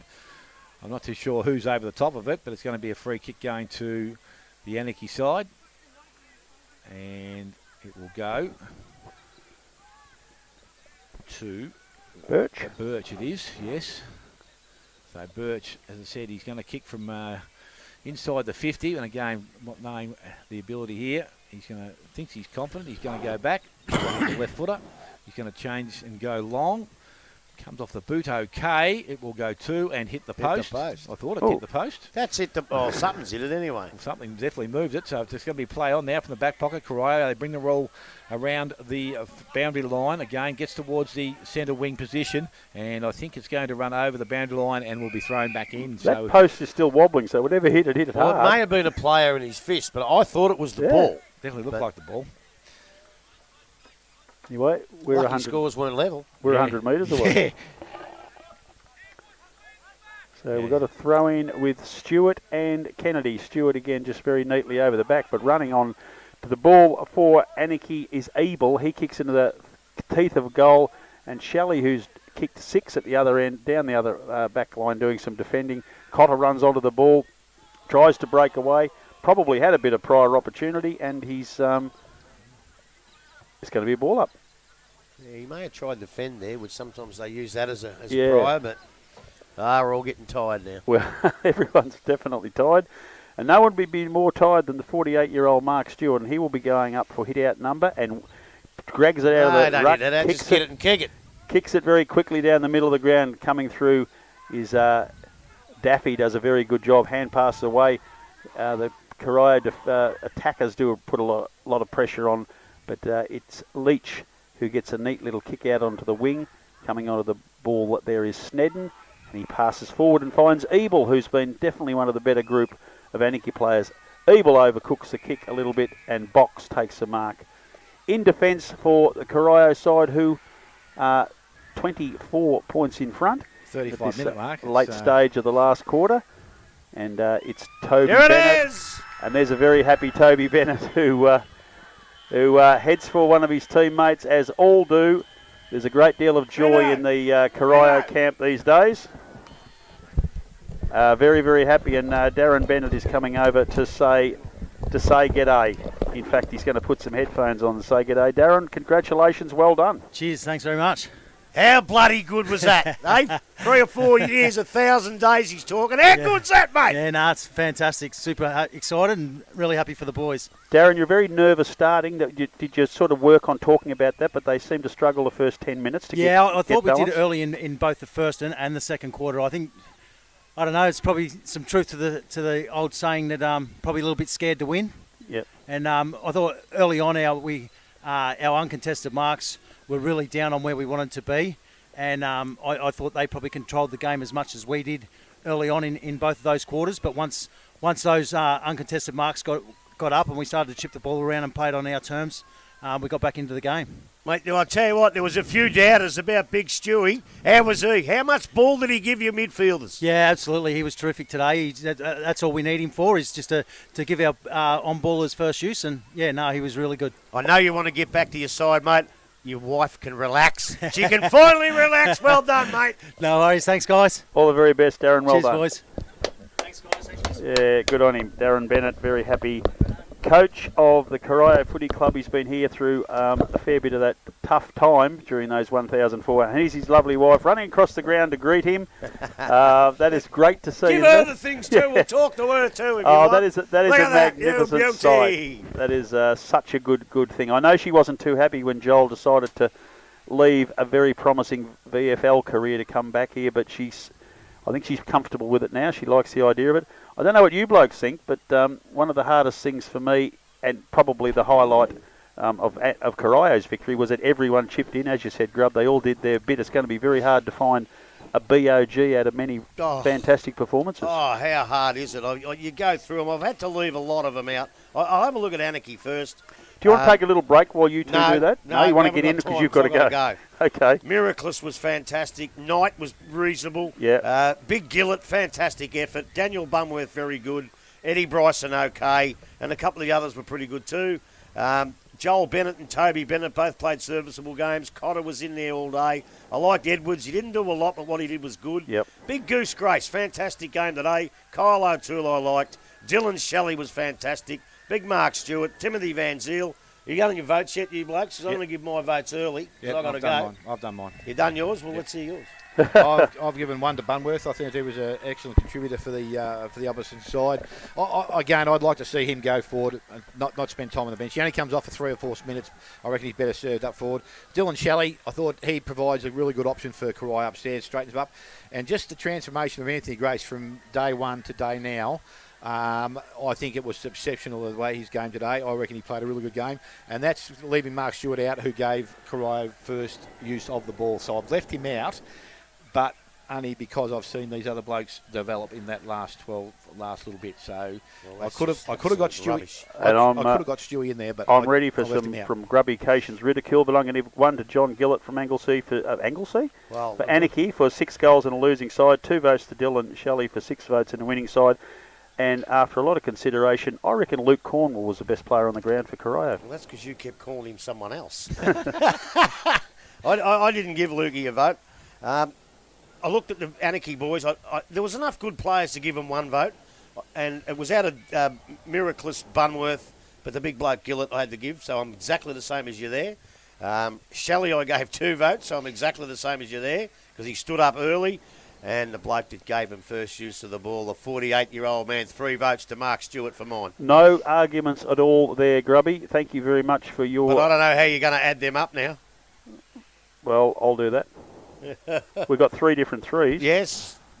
Well, we've got a tie. Shelley, what did Shelley? Do you give Shelley 1? I gave Shelley 2. Well, there's 6. He wins Yeah, it. he's got 6 votes. He wins it. Yeah. There you go. Unbelievable. Now, we have got a dead set close one out here. Thompson? At East Geelong. All right. I don't know if this is over, but East Geelong is 61, Bannockburn is 63. So I don't know if that's over or not. Just trying to see who've got my phone to see if it's... Geelong are 85, Gold Coast is 45, but you're probably not interested in that, Grubby. Inverleigh 217, Winchelsea 80. We go out to the Jets Oval, or the Winter Resort, as old Dick Philpott used to call it. Jeez, where are we? 23-13, 151 to 8-13, 61. Yeah, so that's... They've kicked a lot of goals in a quarter again on them. Belpost Hill was the other very interesting one, but they're 82 to 47, so they're home. And the Thompson one was also the close one. And we go out to the Thunderdome, and Thompson 79, Geelong West Giants 96. That must be closer. We've had some really long quarters. They might be the final scores for all of them. So the only one we really worry about is the first one. I've got a funny feeling Bannockburn's beaten East Geelong by a couple of points. Yep, okay. That's what I think. Well, we said before the game, ripper games right across today. Hard for the tipsters. Sorry. End of fourth quarter. Bannockburn have beaten East Geelong by a couple of points. Okay. Okay. And where are we going next week? That's probably the other important thing. It's a very important question. Once again, there's a plethora of quality football to view. Well, I think somebody should get the tip here this week. The bloke, I think you get to go on your birthday. Right, you can call it. Belpost Hill versus Belmont Lions. No, that's not, is it? Is it? Oh, sorry, May the 29th. I thought I was born in June. Yeah, no. Anakie versus Geelong West. Anakie West, I doubt it. Belmont Thompson, I doubt it. North East, a big chance. Werribee Centrals, I doubt it. Winch Corio, no. Bannockburn Inverleigh's at night. I'm looking at North and East. I know we've been to North and seen them 3 times, but we haven't seen East. Well, we better get the boys to park that bus up and bring your chainsaw if you don't. Oh, yeah. Well, you have a go at it. Well, the only other thing is if we're committed to get around the countryside, hopefully Winchelsea get better and provide us some highlights in the second half of the season, but their game versus Corio next week will be exactly the same interest as today's game's been. Absolutely, and Corio can now go out there with a bit of confidence that they might even cause another upset. But, wins for the first half today have stayed with Inverleigh, but second half they've been, distanced, let's put it that way. So North versus East looks to go? Yeah, I think North and East is probably the game to see. Osborne Park with a chainsaw for next week? Barclay Oval. Barclay Oval? Well, don't forget old Keith Barclay. Yep. Yeah, righto. Well, thank you very much. Dylan Shelley with 3 2s and 6 votes wins the Yards Hotel Player of the Day here in what was a great game of football because it was such a tenacious, tough affair. And Corio have broken 1,413-day drought. A long time for between victories, but they'll be definitely celebrating hard tonight as they should. It's been a delight to watch it, and congratulations also to the Anakie Footy Club, who clearly did not want to be that team that Corio broke the drought on, and they fought really, really hard, right up till the final. Well, that was the highlight of the day. It was. It was definitely the highlight of the day. Dale Smith, thank you very much for your contribution today, particularly your solo effort at half-time while Grubby and I were just finishing off the eclairs. I think that's a good team effort on your part. I just battled to get around the ground. I was lucky I saw him come out. I missed it by a minute. Yeah, I know. I didn't want to walk all that way, so that's the only reason I got out early. And thanks to the crew from Music Workshop. We forget to talk about them, but they do a fantastic job doing the filming and all the technical stuff, and they all pack up all the stuff. So, guys, thank you very much for your contribution as well. We really appreciate it. You know the best thing they do? They're here. We don't have to put up with Fano. And David Steele, also thanks back to you in the studio. You've been there since 11:30 this morning. That is a courageous effort. We really appreciate your time and effort this afternoon. Oh, that's all right, boys. Da, da, da, da, da. Good on you, buddy. The Blues are up. Just for you, Crummy. Good on you. Thanks, everybody.